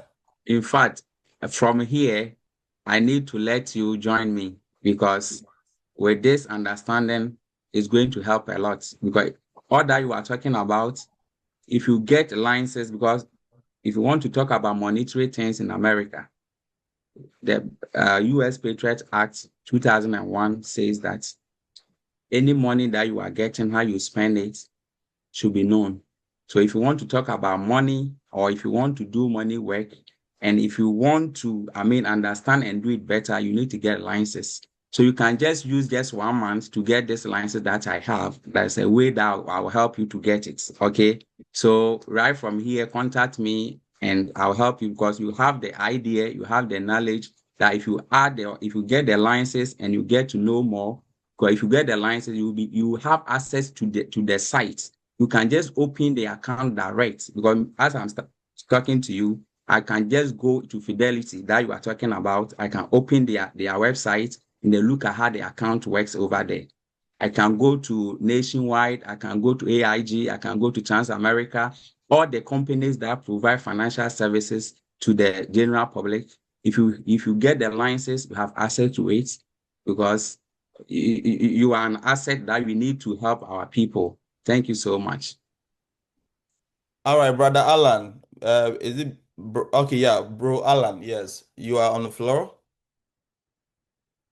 Right, thank you. Please, my question has to do with the life insurance. Okay. I want to know that our stay here is probably 3 or 5 years.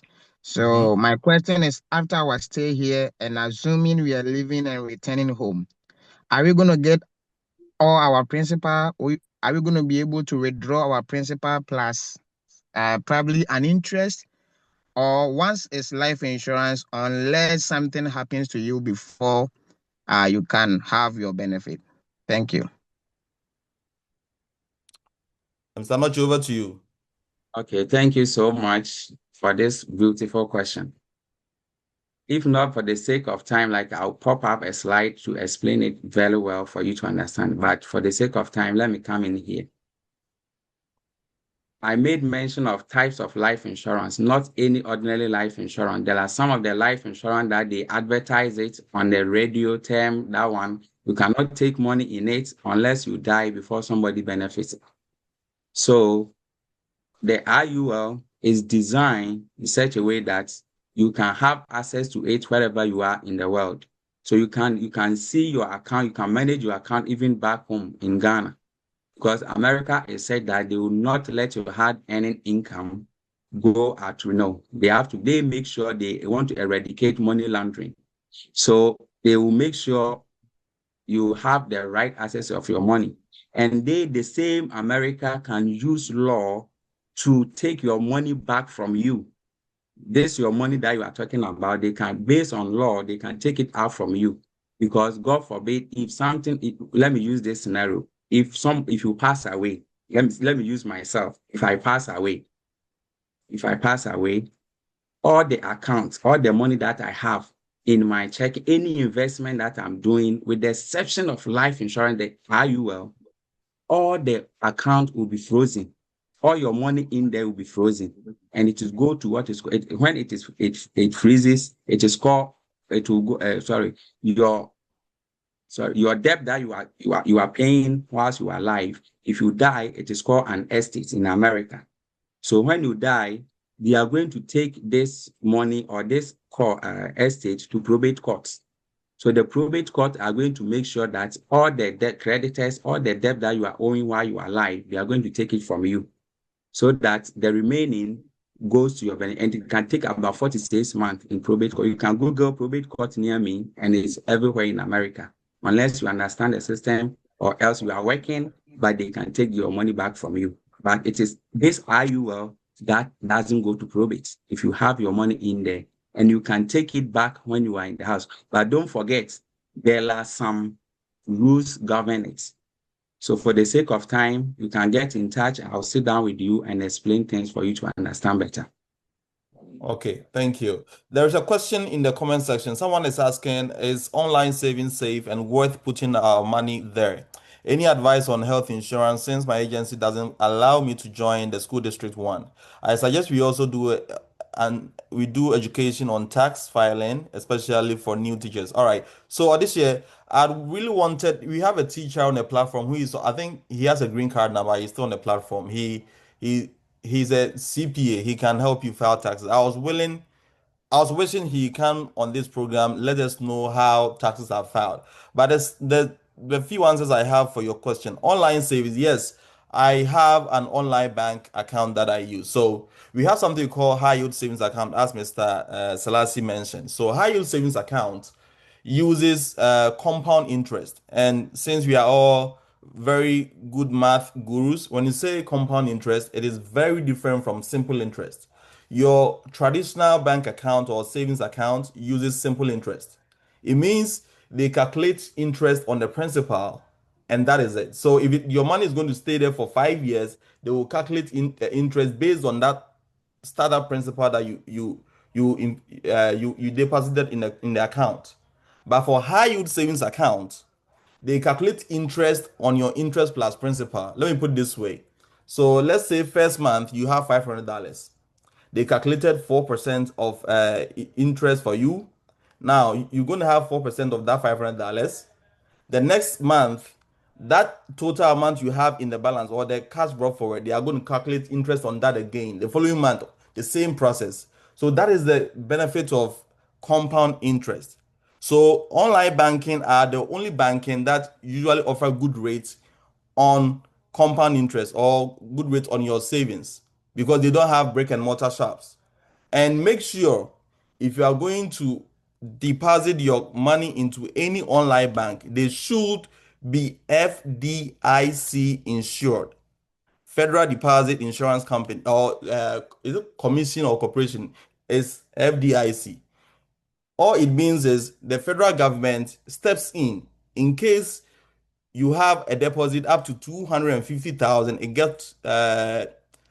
gets misused by the financial company. The government will pay that amount to you. So online banks are good, but make sure it is FDIC accredited or insured.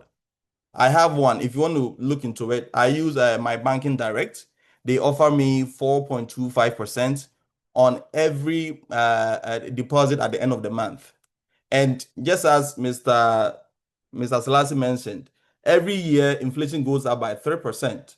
So if they are offering me 4.25, it means I'm beating the inflation. So that's the reason why I've always been mentioning move your money from your traditional savings account to a high yield savings account to build up your emergency fund. And you can think about the other investment portfolios or insurances. All right. So that is it, Mr. Odeshie. Any other question? Let me see. Okay. Guys, any other question? Hands up. I think I don't see any other person. It means we all understand whatever that is going on here. Okay, so someone said, let's have the name of the bank. So there are lots of banks out there, but I use my Banking Direct. We have SoFi. We have, there are a lot out there.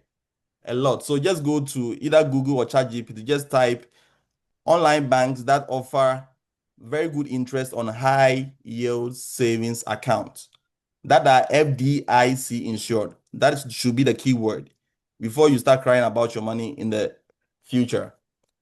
Okay. Right, sir. Quick question. I'm listening, sir. All right, so you just mentioned about the bank that I'm using, SoFi, and I'm just asking on SoFi, you have access to uh crypto and other stuffs. Is it right or is it right direction of going through that investment, or you need a broker before you can also do that? Okay. All right. So my small knowledge that I have is Mr. Selassie has mentioned before, you have to consider your risk tolerance. I'm going to use an example. When President Trump came into power in January, all right, he came out with a meme coin. A meme coin is like a popular person coming out with a coin that his followers can easily buy at a rate. And those who invest in that will make profit of it. So it was being hyped online. It was being sold at $100. It started at $1. It got to $100. So me being greedy for money, and I love to take certain risk. So I went in there. The time I went there, it has dropped to $42. Can you imagine that I bought $100?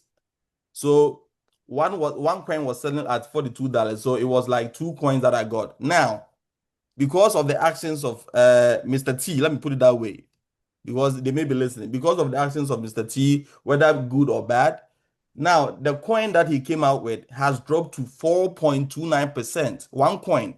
So I have lost over $30 on a coin. So imagine if you don't consider your risk tolerance, you put in huge sums of money over there and you lose. Look at how you're going to feel.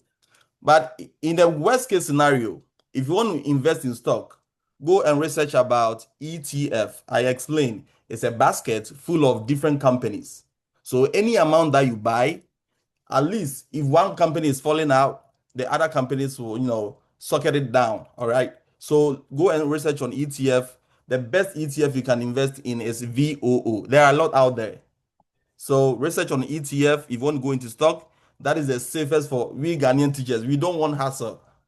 It is the best. Every time your paycheck comes out, you can buy $10, you can buy $100, and it will be compounding. For VOO or for the ETF, it tracks the S&P 500. S&P 500 is 500 bigger companies in the US, and they are always making it. Historically, every year it goes at least on average 10%. So if I put in $1,000 on the ETF that tracks S&P 500, it is assured you're going to get your $100 onto it the next year. So that is a small advice I can give you, sir. All right, to Thank add a you. little bit to what Mr. Aber said, crypto is by far the most riskiest. It doesn't mean I'm asking you not to buy. I Mhm. actually do have some, but it's about the timing and Yeah. when you buy what the whole ideology is. Now, it's just basically a bunch of computers on a network that are working up algorithm to mint coins. Now, those coins, I'm not even sure most of us have ever seen or might even see. However, there are some names that are really solidified now. I can give you about top three, top five. Bitcoin is one of them. Ethereum is one of them. Stellar is one of them. Solana. Solana is one of them. All these are on networks. So they are building either games or DeFi or different things on these platforms because they have some kind of solid uh, uh, network and algorithm systems. So what I suggest to most of my friends, if you're a teacher, now there's flexibility to it. You can choose to buy it on Coinbase, or you can choose to buy it on Binance, or you can choose to buy it on KuCoin. There are so many platforms. They also have a trading platform you can buy it on. But the but here is if you buy it, crypto is also easily stolen. It can be stolen from you. So I suggest you buy something you call a wallet, Okay. which takes it offline. So what I do is when you buy the crypto on Coinbase, which we can all do because you're currently in the US. When you finish buying off Coinbase, there's a way you can transact and move the cryptocurrency or the coins onto how you call it, onto a bank or an offline. It's like a USB. I'll basically see if I can show you that or give you some names. Then when you move it on there, it is now offline. The Okay. internet cannot see it. Now, the only time you want to bring it out is if you're ready to sell, because maybe you bought it at $5 and it's now $20 or $30. Please, I repeat, have an investment allocation percentage. So if your total investment money, or what you call in Ghana, Ujet risk is 1,000, please do not buy crypto $900. It's fair to go minimum because their jumps are huge. That 100 or 200 alone you can buy can outdo your whole 800 in 1 year. But we are not in the greatest of times right now. So if you watch how the crypto market is going, it is just developing lower lows. When I say lower lows, it means we were at the high of 120,000, but we are no more there. As to whether we'll go back there, we don't know. So minimize and stagger your purchases, which means do not get your tax returns and buy 1,000 one time because I said your portfolio is 5,000, so 1,000 is 20%, so I can go in 1,000. No, even that 1,000, if you feel you want to go in 20%, stagger it. 100 this month, 100 next month. What does that do? It minimizes your average, which means your cost of purchase is just dropping. Every major drop you buy, what does that do to your average? Your cost of average just comes down and down. And then it increases your profitability when it goes northwards. So Coinbase is the platform you can use to purchase, but don't keep it there. Then you can transfer it onto an offline platform, which you can research. Now, I don't know, there might be a copy here. I have one example here called a Ledger Nano. I'll show you from the camera. You can look. And that is basically what it looks like. They're called Ledger Nanos. They are like USBs. They look like this. So if Okay. you are still pressing on that crypto part, this is what it looks like. Okay. It has a password and everything. And it has a Wow. USB you connect to your computer. Now, this takes it offline. So, and just to share with you, you are right. If you buy at a good time, you can make huge profits, but the timing matters and how much you put in. So And please Safiano, is it get it. encrypted? Yes. Okay. You have to go through a number of password stages to go through, basically, to even receive it from Coinbase or send it Okay. back to Coinbase. It's a whole process. To buy and transfer can take you on average about 30 minutes to an hour if you're doing it correctly. All right. Because like I said, it can be stolen from you if it's online, people. So Careful. can we ask that someone who is averagely a tech savvy or who is BBC born before computer, would you recommend cryptocurrency to them? Please no. All right. Buy it on Robinhood. Even though you don't own it, it can also make you money. If you are Okay. not you're not tech savvy, please buy it on Robinhood. All right. All right. Yep. Good. More questions, guys. We have like 10 minutes left. For the And questions, we have a lot of them. okay. Let me ask this question in addition. You see, what he was just explaining is about the cryptocurrency, this Bitcoin and these things. But myself and I think most of us are lost because where he started from and then what he's saying can never make sense to we the newbies who are about to enter into it. So I say it once again that Mr. Abri, if you can just schedule another meeting for this stock exchange thing so that we just start from Okay. scratch. Okay. Whatever that we're supposed to come with a laptop, open this account, get this, then we all know Okay. what we are doing. And then if we are going into it, we just know what we are going into it. Because what he just, the nano, this thing that he just showed, is not something Yeah. that Yeah. is Yeah. something Yeah. that is very simple for everybody to, Yeah. even if you are a guru in cryptocurrency and you are dealing Yeah. with nano something, you have to be very careful about that Okay. before you Okay. just transfer All your right. coins to that thing and then you can't All right. retrieve it back again. And secondly, I will ask, I'm a newbie. I'm just Okay. about 5 or 4 months here, and I'm Mhm. still learning. And these tax returns, I've heard a lot about it. But the truth of the matter is, you always hear, but they just don't know actually what it is. Some are saying if your family is here and then you file the tax return, you are going to get a lot of money. If you have children and you file the tax returns, you are going to get a lot of money. If you put somebody's son or somebody's child on your tax returns, it's going to get you a lot of money. But then the truth is, we don't even know what this tax return is, and then how do you Okay. know about it, and the advantages of all these things. So, if you can just take a little time to just Okay. explain the tax returns to us, so that it will make sense All to right. us. I know Mr. Fiano is Mr. Fiano Adinyira has gone through several tax filings. So let me chip in my 3 years experience and how I've been able to save some money on myself. So last time we met, I was hinting on if you have any business idea, it doesn't have to be buying and selling. I know people who are selling books. They were writers back home. Now they are here selling on Amazon. All right. So this is how the whole tax system is. Now in this country, the tax system favors couples. That is one. It favors those who have businesses. And it favors those who has a lot of expenses that is approved by IRS to be written off. Let me explain. Couples at the moment, the new tax policies that are out from January going, if you are going to file your taxes, if you are couples, each one of you is going to pay 13% of your income. It is a public information, you can search online. If you are a couple, each of you is going to pay 13%. Let me put it that way. If you are single, you are paying 22% of your income. So now you see why I said it favors couples or it favors those who are married. That is one.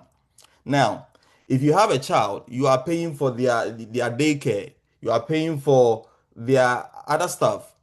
If you are filing your taxes, all these are factored in. Compare that to a single person who has no wife, who has no child, who is not paying for daycare, who's not paying for any expenses on a child. Definitely, you don't have a lot of expenses to write off, so you pay more to the government. That is one. I also mentioned those who has businesses. I will always use myself as an example. If you have any idea, if you want to sell books, if you want to teach people how to speak Twi, even on online, you can do that. Now, this is what happens. I have a YouTube channel, okay? So that is a business revenue or a cash revenue. I also have a clothing line registered. So at the end of every year, if I bought a camera for $1,000 and I'm filing taxes, I'm going to write off $1,000 from my taxes, and the government will reimburse that to me. It's a tax saving. So all the rich people you see in here, because they have businesses and they have a lot of expenditure on their plate, they get a lot of money back. Did you know that even the offering and the tithes you pay at church, you can file that as your expenses? Did you know that? Some of us didn't know. Just today, our pastor mentioned that if you want to file your donations as part of your taxes, make sure you do your contribution. The last day should be 31st. So, guys, all these are things that are factored in. So, people who don't do donations, people who don't have businesses alongside their W-2, people who are single pay a lot to the government. I'm pretty sure Mr. Fiano will add something because they have experience on that. So, if you are married, it favors you. The new tax policies. If you have a business alongside, it favors you. I have people here who are driving Uber, who are driving Lyft alongside. If you don't have other expenses to write off, you pay more to the government. So that's how the system has been structured. All right, Mr. Fiano, over to you. I know you have a lot. All right. Okay. I'm not, and I say this, I'm not a CPA. And I think I agree with the one who asked the question. I suggest we do get a CPA or the Perfect. Ghanaian guy who's here to come answer most of these questions. Good, But I can good, give you good, general good, knowledge about good. some of these things. Now, the tax rate is such a way that we've all been putting categories. You are either a single filer or you're married. Now, even the married, you might be filing joint or you might not be filing joint, which means you and your wife could be filing differently. Now, why? People have different reasons. It comes with different issues. Then you could also be filing as head of household. All right. So these all put you all in different categories. So I like to say this. They also have something you call a deductible.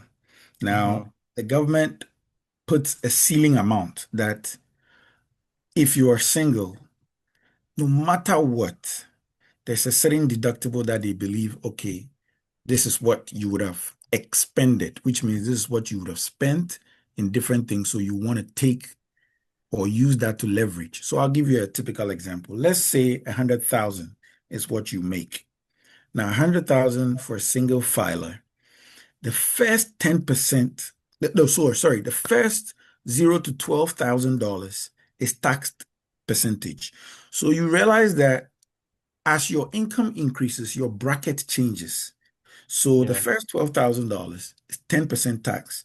Then after you've earned beyond $12,000, sorry, not $12, my bad, 12,000. After the first 12,400 thereabout to 50,000, they now hit that bracket alone with 12%, not the whole thing. Then when you exceed 50,000 to about 105, they hit that bracket with 22. So your tax is accruing based on the bracket you keep falling into as you rise. And when you also go to your school districts, the forms you fill your W-4, which is prerequisite on what your employer uses to deduct. Most people like to fill and say they are single, even if they are married. Why do they do that? They do that because they want more to be taken from them in tax deductions. So they deduct them like single people, but in actual sense, they are married and they have kids. Why do they do that also? Is to accrue more money on the side of the government. So when you are filing, you seem like you got more back. And I use the word seem. It's typically your own money. It's just accrued and held for you and given back to you. So really, really, the bank, the country or the federal institutions or IRS is just keeping your money, throwing back at you and giving it to you at the end of the year. But guess what? They didn't give you no interest. So I don't want to change that topic. Then if you're a married person, 0 to the first 24,000, you'll hit 10%. Then that 24,000 to about 100,000, you'll hit 12%. If you guys exceed that 100,000, to my people who are double teachers in the same household, you are now exceeding 100 to 211, you are hit 22%. So every bracket you move into depends the percentage you are hit with that amount you have. Okay, so this is what is accruing for the taxes you're paying. Now, the government now has something you call deductible. So the married, they said what? I think they have, is it 32,000 going into 2026? I think for single, it is deduction amount is 16,000. Married filing joint is 32,300. And then head of household is 24,000. Let me explain what that means. If you're a single person, we are saying that all the expenses you have done that are tax deductible, subject to that, you can only file those deductibilities if you've exceeded 16,000. If you're under 16,000, we don't care. We don't want to know about it. Just use that 16,000 as a base rate, and we'll use that to calculate their tax returns and give it back to you. Now, we will only give it back to you if you have surplus. If you don't, you actually send us a check and pay us, the IRS.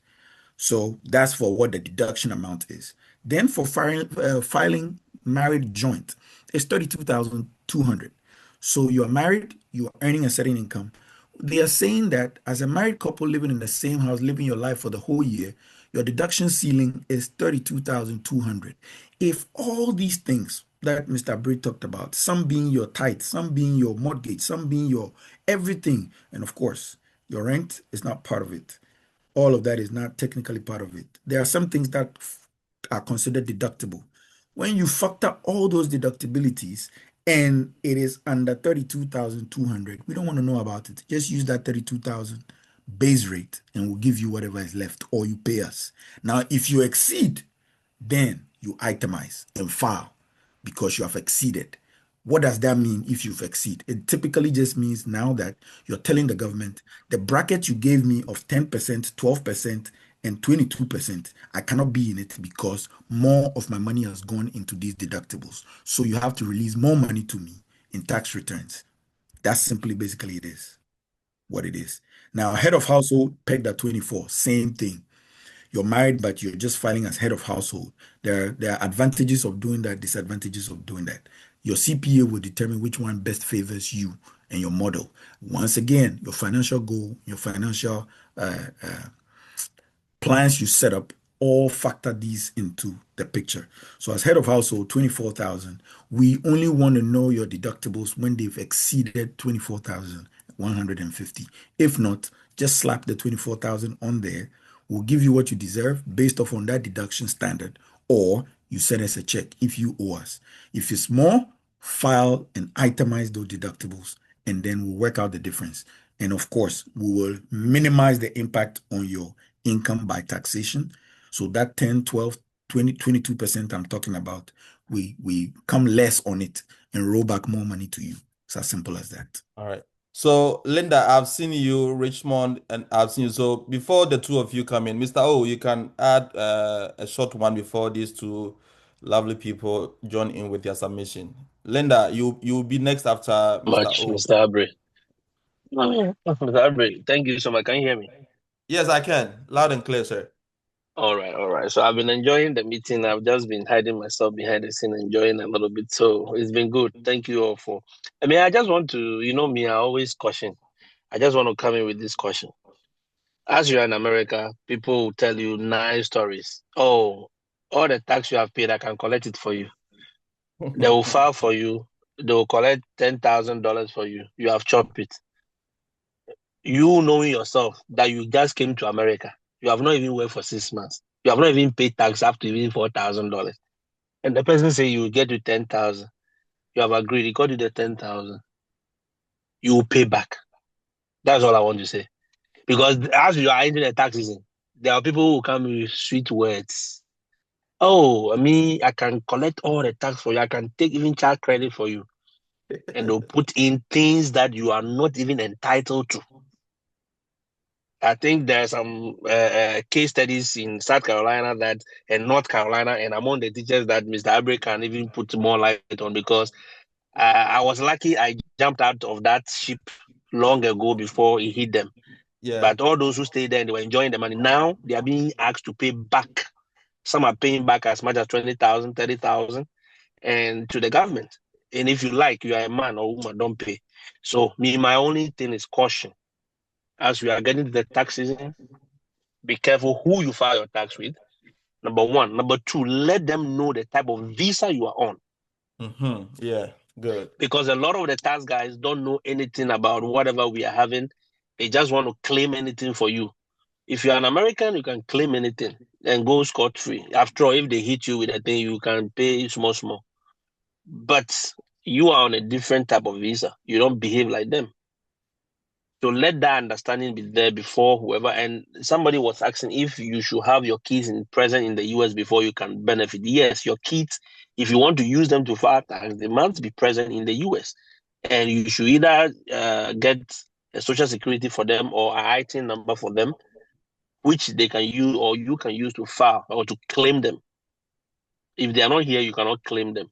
They'll just be taking your money and as it is. So that's a little I just wanted to add, and maybe at the proper time we can add whatever we need to add.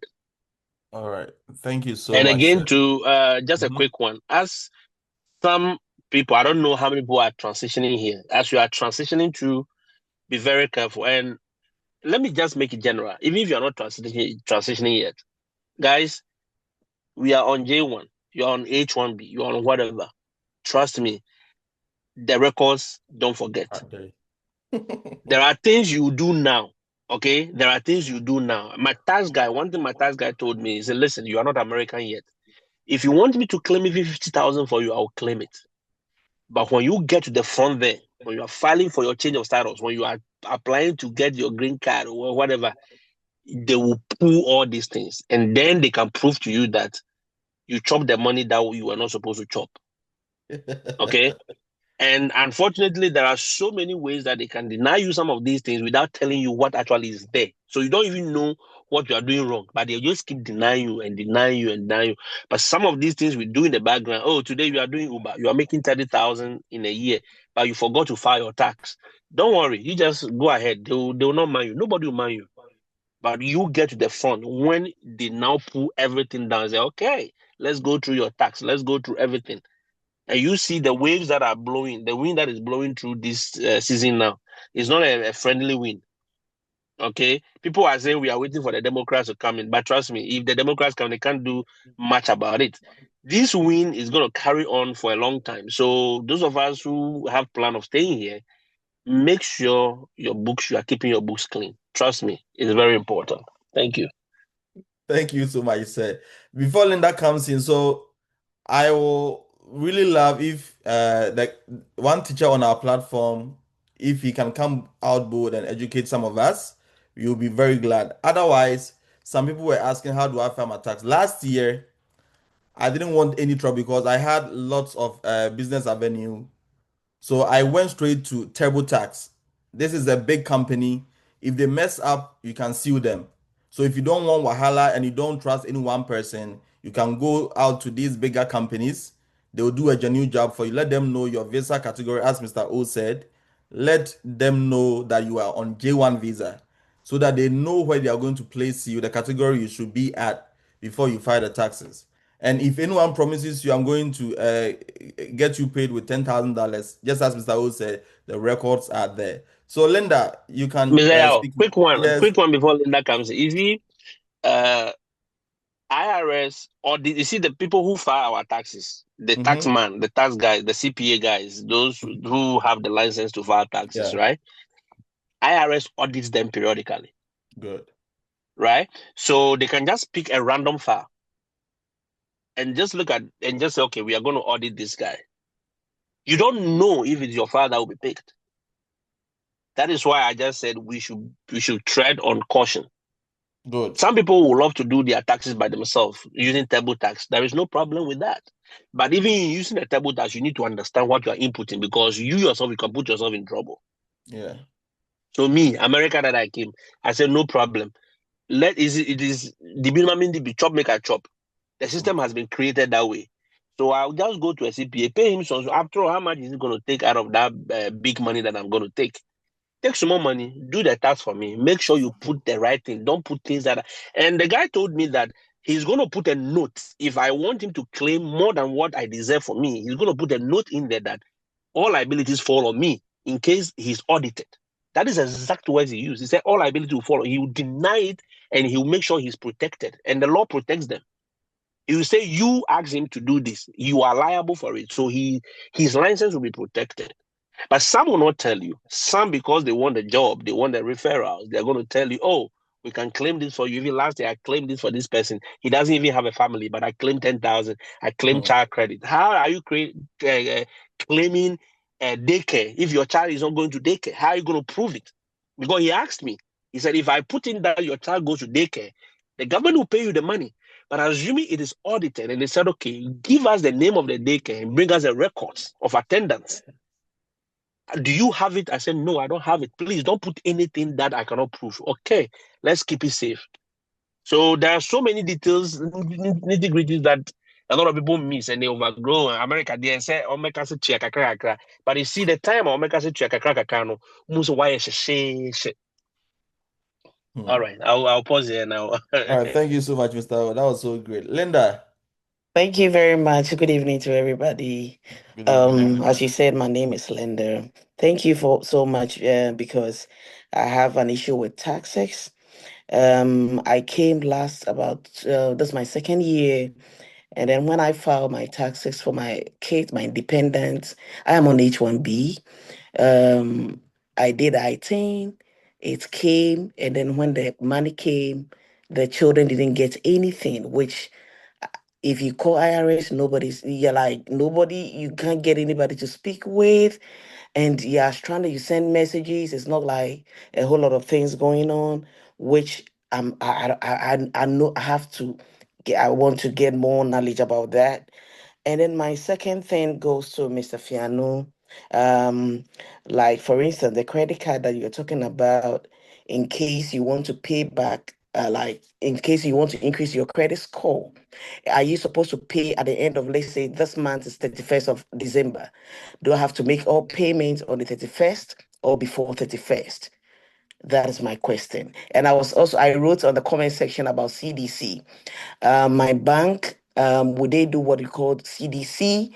But it's just a peanut. But like, as somebody was telling, educating us about investment, is something that you can also look it up and then research on that. And then even though it's a peanut, it may make sense some time to come. So that is what I want to ask. Thank you so much.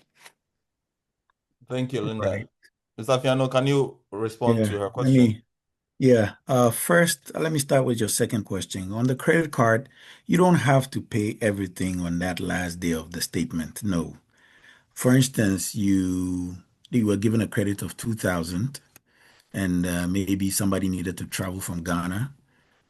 Here, you had some of the amount, but you wanted some help from your credit system. So you bought the ticket, say $1,000, and you had only physical cash of what, say what, 500. So you paid back 500 onto the card. So you have an outstanding of 500.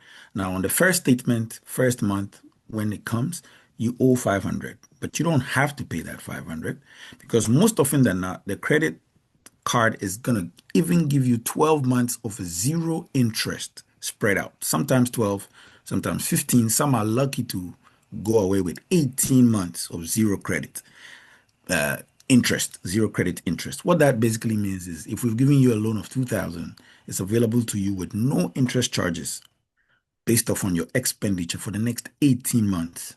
Then we hit you with real interest, which is somewhere around 24, 25%.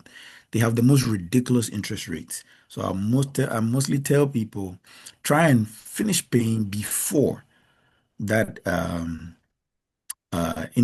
zero interest period is over. In that way, you don't get hit heavily because now when the amount is ballooned, sometimes I've seen people with 10,000, whatever.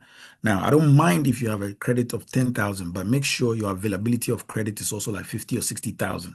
So that is like then a drop in an ocean, like 20% or 15% or 30, less than 30%. So it doesn't hurt you. But in the case of 2,000, if you are not able to pay that 500 and that 12 months elapses, you would realize that whatever you are paying now, you're paying plus an interest that is accruing at 24%, basically, APR spread through every month.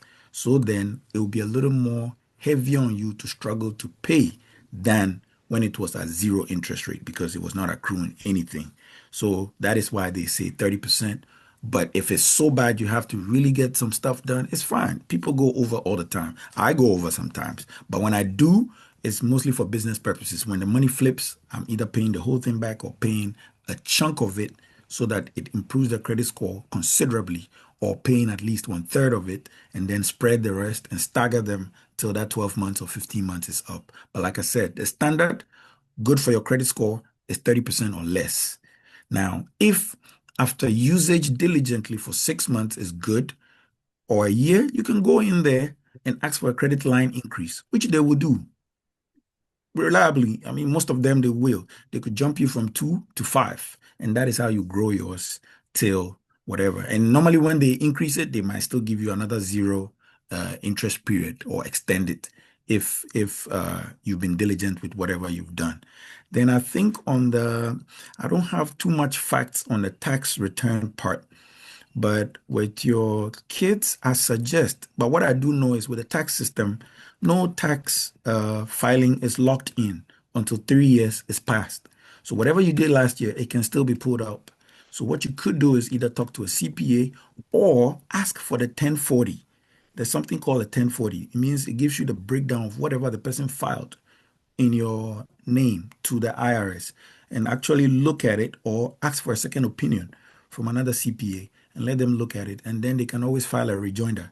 It's always done. So 3 years is totally when they can't touch it anymore. It's the same with the audit as well. So you can be audited and go back as far back as 3 years. And whatever Mr. O was saying, yes, it did happen. And the funny thing is that sometimes with that particular audit, if it's done and they realize that that particular CPA's documentation keeps showing those mistakes, it's like a cascading effect. They'll start pulling everything with that person's name.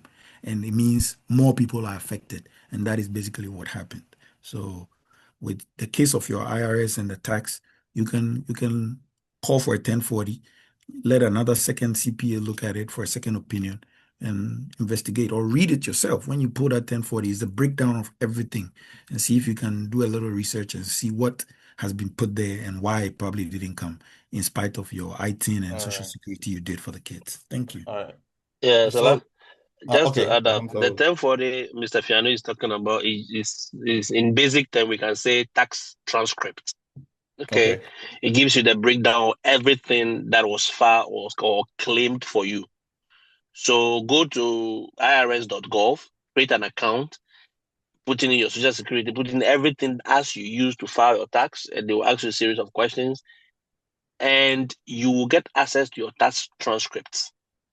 How whatever the guy put in and claimed for you or didn't claim for you, it will show. Then you can use that to, seek an opinion. But on H1, don't expect much. That is something I wanted to add because I'm on H1 and it's not pretty up here. It's not pretty up here. J1 street level, but H1, yeah, H1 you are paying everything, but you're not getting shit from it. So just that you should be aware of. So don't be too hyped up about it. Yeah, so long as you are not owing, get your tax transcript first to know you are not owing before. Yeah. Thank you so much, Mr. Ho. My issue, So, a follow-up question. My issue was when we filed for the 18, it took a very long time for it to come. By then, the one who was in charge of the tax had already sent it. So he told me that if he's done with it and he sent it and the 18 comes, IRS will put it in and whatever thing that we deserve, it will come to the tax return. But unfortunately, when he filed, they pick it up. The names of the case were there, but without the ITIN numbers. Okay. Yeah. Did So you Yeah. apply for it yourself? no, for the ITIN, yeah, I applied it myself with a W7. I filled it and I sent it myself, but it okay. took a very long time. It took about 6 months because they said there was a particular place that we had to take the reason for the ITIN, which the one who helped, like when we went to the IRS, the person didn't take that side. So because of that, they sent us a letter to do it again. So when we went, I did I think we did it for the third time, and it took a very long time for the ITIN number to come in. So I don't know whether that is the reason why, because there was no ITIN numbers on the one that he filed first. That's why they didn't get anything. We didn't get it for the kids. But other staff members had filed, and then somebody was also telling me that it was because maybe when I was filing for that year, the children had not been here for 6 months.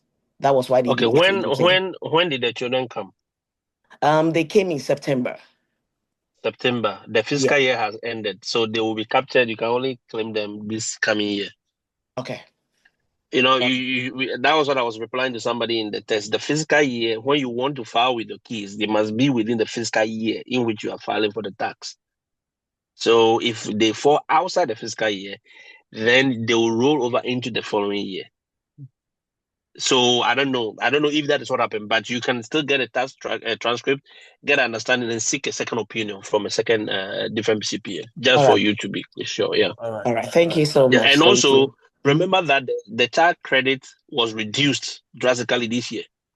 Okay. It went down bad, so a lot of a lot of kids couldn't get enough money. Okay. People who claim for their kids. So just that you should know. Yeah. Okay. Okay. Thank you All right. so much. So, Thank And you. Linda, one other thing is the 1040 that they are talking about sometimes is a bit complex. So what you can do is just upload in ChatGPT. Tell him to make it simple. Like you are an eighth grader. He should tell you all the content in there. He's going to, summarize everything in basic knowledge and you can understand. Just as members are suggesting, you also try and bring a CPA, but school will resume early 5th of January, so we may not be able to meet. So maybe in Easter, that is where we will have our next break. So I'll consult with the seniors over here if that would be an appropriate time to talk with the CPA so that you have a detailed discussion on that too. Thank you, Linda. Thank you so much. All right, Richmond. Yeah, I think okay, we'll talk. Yeah, I think Linda has asked all my questions, but Okay. and Mr. O and Mr. Fianu has also explained so detailed. But I still want to ask one question, a follow up. I have not since I am 3 months old now. I'll be 4 months in January, and I have not started using credit card or building my credit because I want to understand everything. I want to understand before I move to do anything. So I went to the bank for an explanation about how to use the credit card, and the bank officials told me that to get a credit app faster, you have to use only 80% of the money loaded on your card. For example, if you have $500 loaded in your card, you shouldn't exceed 400 before you come back and pay that distance. Now, my question is number one: if I have the credit that $500, is it the money that the bank is going to give to me, or it's going to be a money that will come from my account? It should be deducted into my card. Now, two, if I am able to, like for example, I go to a grocery store and I spend that 400 immediately, can I reload it that very moment, okay, or pay off and start spending again? And also, if like for example today is 28th, if that would be 28 January, if at that time I'm owing and I'm not able to pay, what is the repercussion or whatever it is? Is it going to give me a negative impact on my credit? So yes, and those are the things. And also finally, if you want to file a tax, you bring your children in, they get their social security number, but you don't want your kids to be in America. You want them to go back to school, and once in a while they come to visit. After get their social security number, as they are not living in the country, they go back. They are in Ghana, for example. Can you still be filing tax on them? Okay, so far as they have gotten their social security numbers. Please, thank you very much.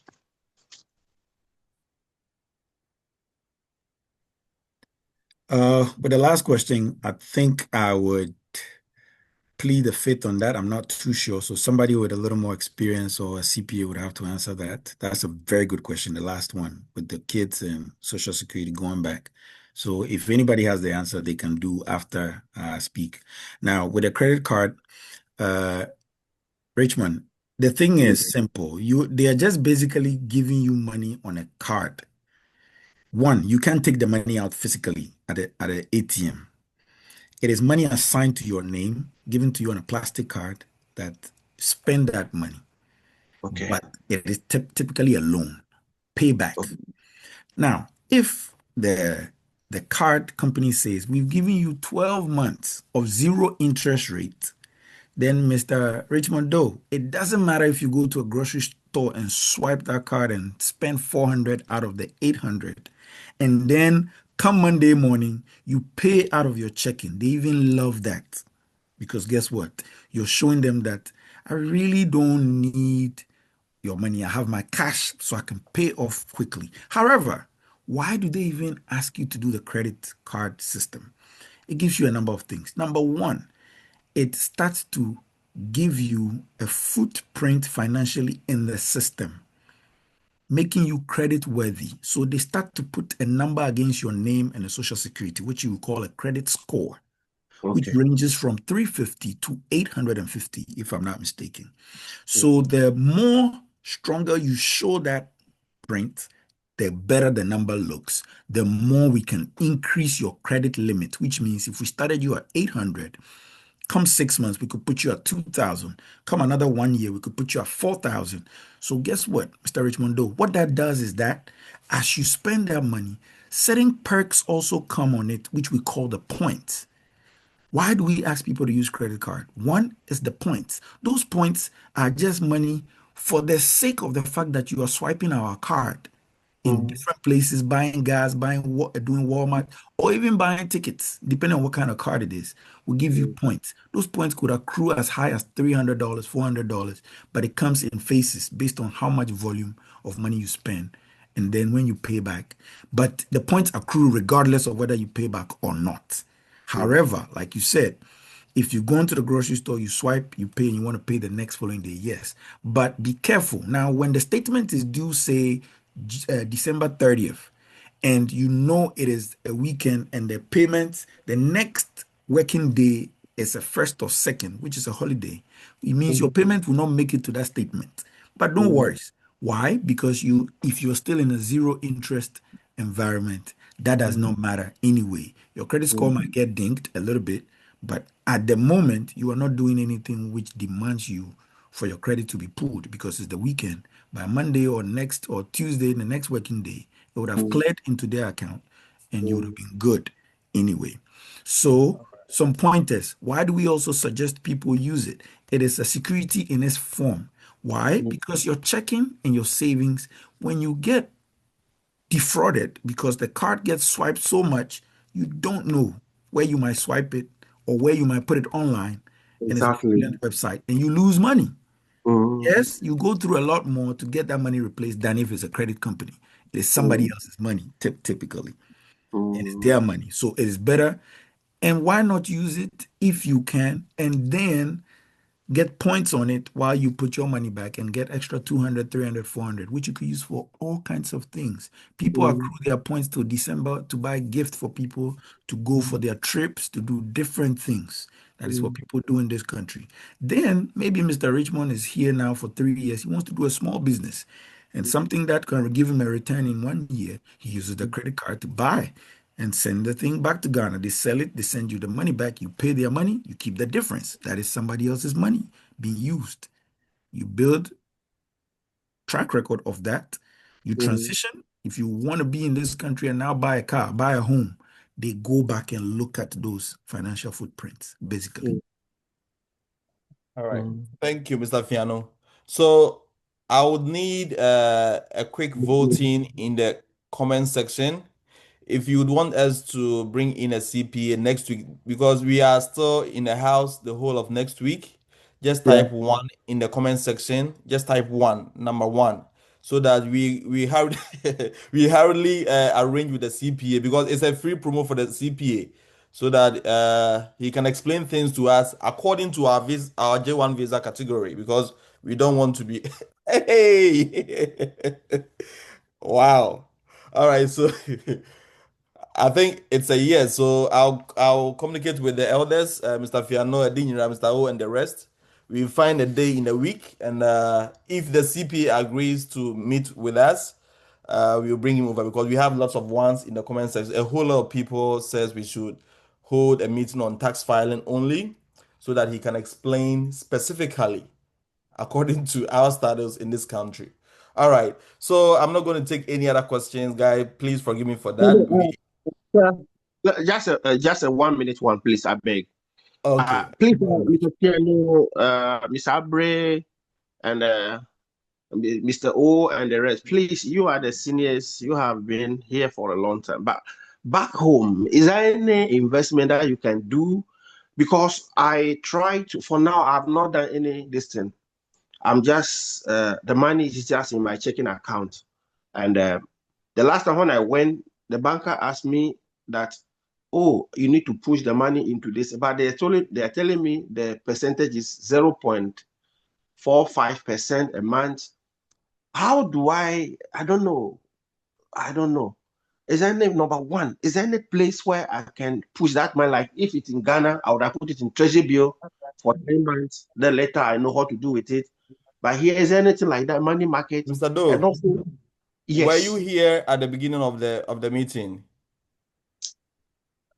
I was struggling to enter, and later on you Okay, said, all right. So we mentioned quite a lot of things. Okay, so we've mentioned stocks, we've mentioned high yield savings account, we've mentioned bonds, we've also mentioned we've also mentioned insurance. So you can contact Mr. Anoche in the group page. You can also contact Mr. Fiano, or you can also contact me. I have a couple of them that I use personally. That is Yoden.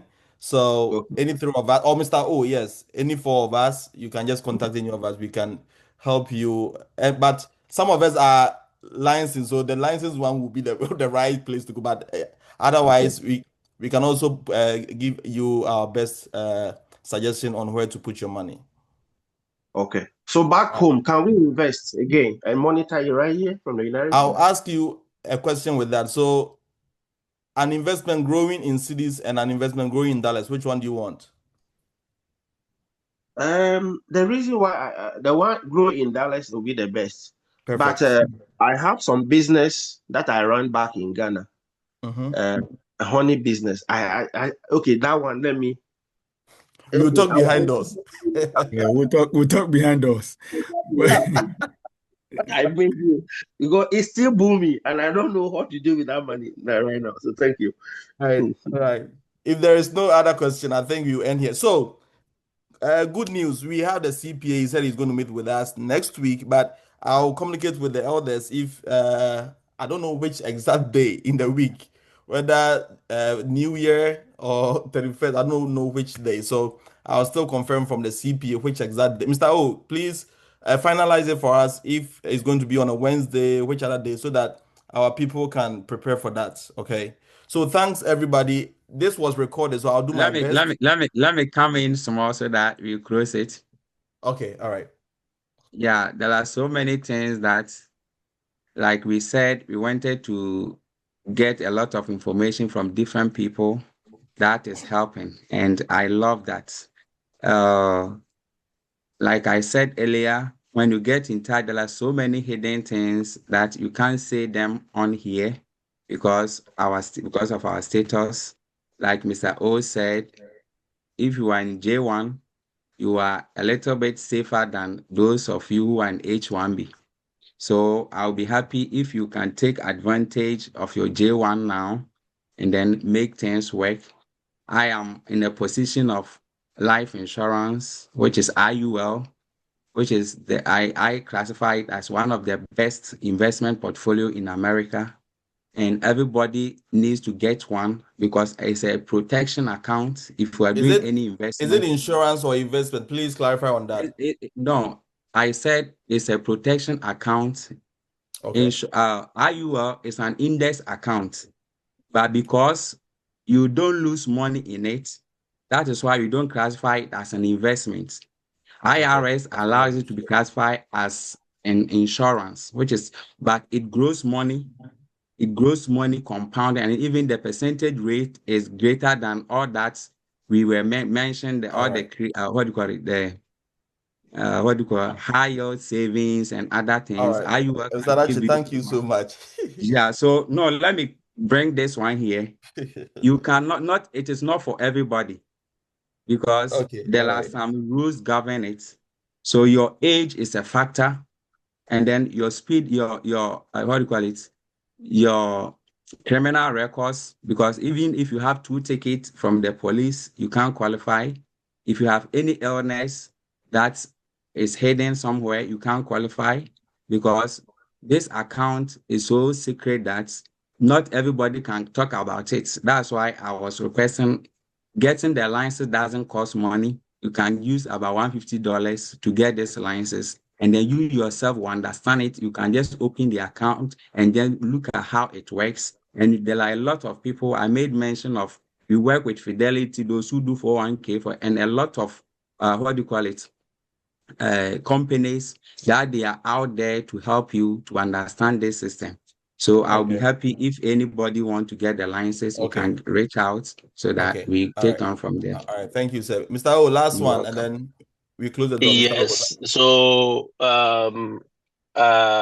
Mr. Yao, you gave me a job and I just did a quick job. So you have to pay me consultation. If I say this to people, you are breaking my virginity from not talking on this platform. So I started last year, December, and I didn't talk the whole year. So I'm back. But for the good of the cause, my Yeah. CPA, he said he's ready to have a session with us. Mm-hmm. So he said Thursday is out, Sunday is out, any day of the week between this evening time. I mean, he's ready to come on and answer any tax questions that we have. So he will advise that everybody should, if those who want to ask questions pertaining to claims and whatever, they should get their tax transcripts ready. Okay. Then they can ask specific questions. Okay. Then also, if anybody has any peculiar questions, I mean, we can gather as many questions as we can. That will help so that it Okay. will direct his flow. Okay. All right. So I told him that as much as possible to be the general claims, children, family, filing separately, married but separately, married by joint, what are the advantages, disadvantages, because he understands our visa system very well. I've been working with him for the past 5 years, so he understands the system very well. I was on J1, then I'm on H1B, so he knows back and forth of it a little bit. So he's ready. So now, the ball is in your court. You decide what time will be appropriate. Then All right. So he will come. I'll consult the general public so that we decide on which day and the time, because some No said problem. they were missing it. So guys, thank you so much for attending. If you don't attend, there is no organization. So I really appreciate the admins. I really appreciate everyone who was here to help the discussion to be very fruitful. So as we've concluded, we're going to meet next week because we still have some days in the house and the CPA will join in. If you have any questions that we should prepare upfront, kindly send it to me, not on the page. Just DM me with the questions. I'll compile it, forward to Mr. Wu so that the CPA will come very prepared. We don't want to ambush him with any non-fact questions so that it will really help the discussion very clear. Someone said, let's clear it tomorrow, please. And tomorrow is holiday. Everybody is home. So I mean, look at the It's week. more Except okay. you are the host. So if you are not available, fine. But any day of the week should be fine, right? All right, guys. Those with tomorrow, please drop one in the comment section quickly. Then we end it. Okay. Those with tomorrow, drop So, one. yeah. Look at how the one is coming. Wow. All Uh, right. I suggest we wait It's an extra interesting. day. I know that one is coming through fast, but I think they should give themselves 24 hours to look over Yes, their at least. transcripts. At least Give yourself 24. 24 hours to look over your transcripts first, and then Yes. maybe Tuesday, Wednesday, Thursday, Friday. But That is anyway, it. That Exactly. one will help. All right. So, guys, we'll make it on Wednesday, please. I'm not being autocratic, so Wednesday will be great. So Wednesday, we'll figure out the time. I'll drop the Zoom link on the page. Someone said we should take our time. That's good. So Wednesday, so Monday I'll drop the link. Tuesday I'll drop the link so that you don't forget. It's going to be a live session. It wouldn't be so nice for you to watch a recorded session. So just make sure everybody is here. Wednesday I'll figure out the time so that we join in, and it will be very, very, very encouraging to have that. So God bless everybody. Have a great night. And if you need anybody's number, just drop it on the platform. Mr. Anoche is there, Mr. O is there. Go to the members side, just type Mr. O, you see Mr. O's name. Mr. Fiano, your name, how have you okay, drop your number in the comment section. Let's do it that way, Mr. Fiano. They're asking me. I don't have your number. Please drop it in the comment section quickly. oh yes, sir. I was sorry. I'm not your boss, I beg, boss. All All right, in the comment section. that's it. Okay, so Mr. Fiano's number is 803 724 Oh, sorry, 14. 724-4169. Sorry. Oh, all right. Please drop it again. Let me mention it out. 803-724-4169. That was a mistake. All right. 803-724-4169. 803-724-4169. That's Mr. Fianu's number. Mr. O is in Hey, the B. it's on the group. So guys, God bless everybody. You'll meet on Wednesday. Bye-bye. Last number well. The last number is hot. 41. 4169. Oh yeah. All All right, bye-bye, guys.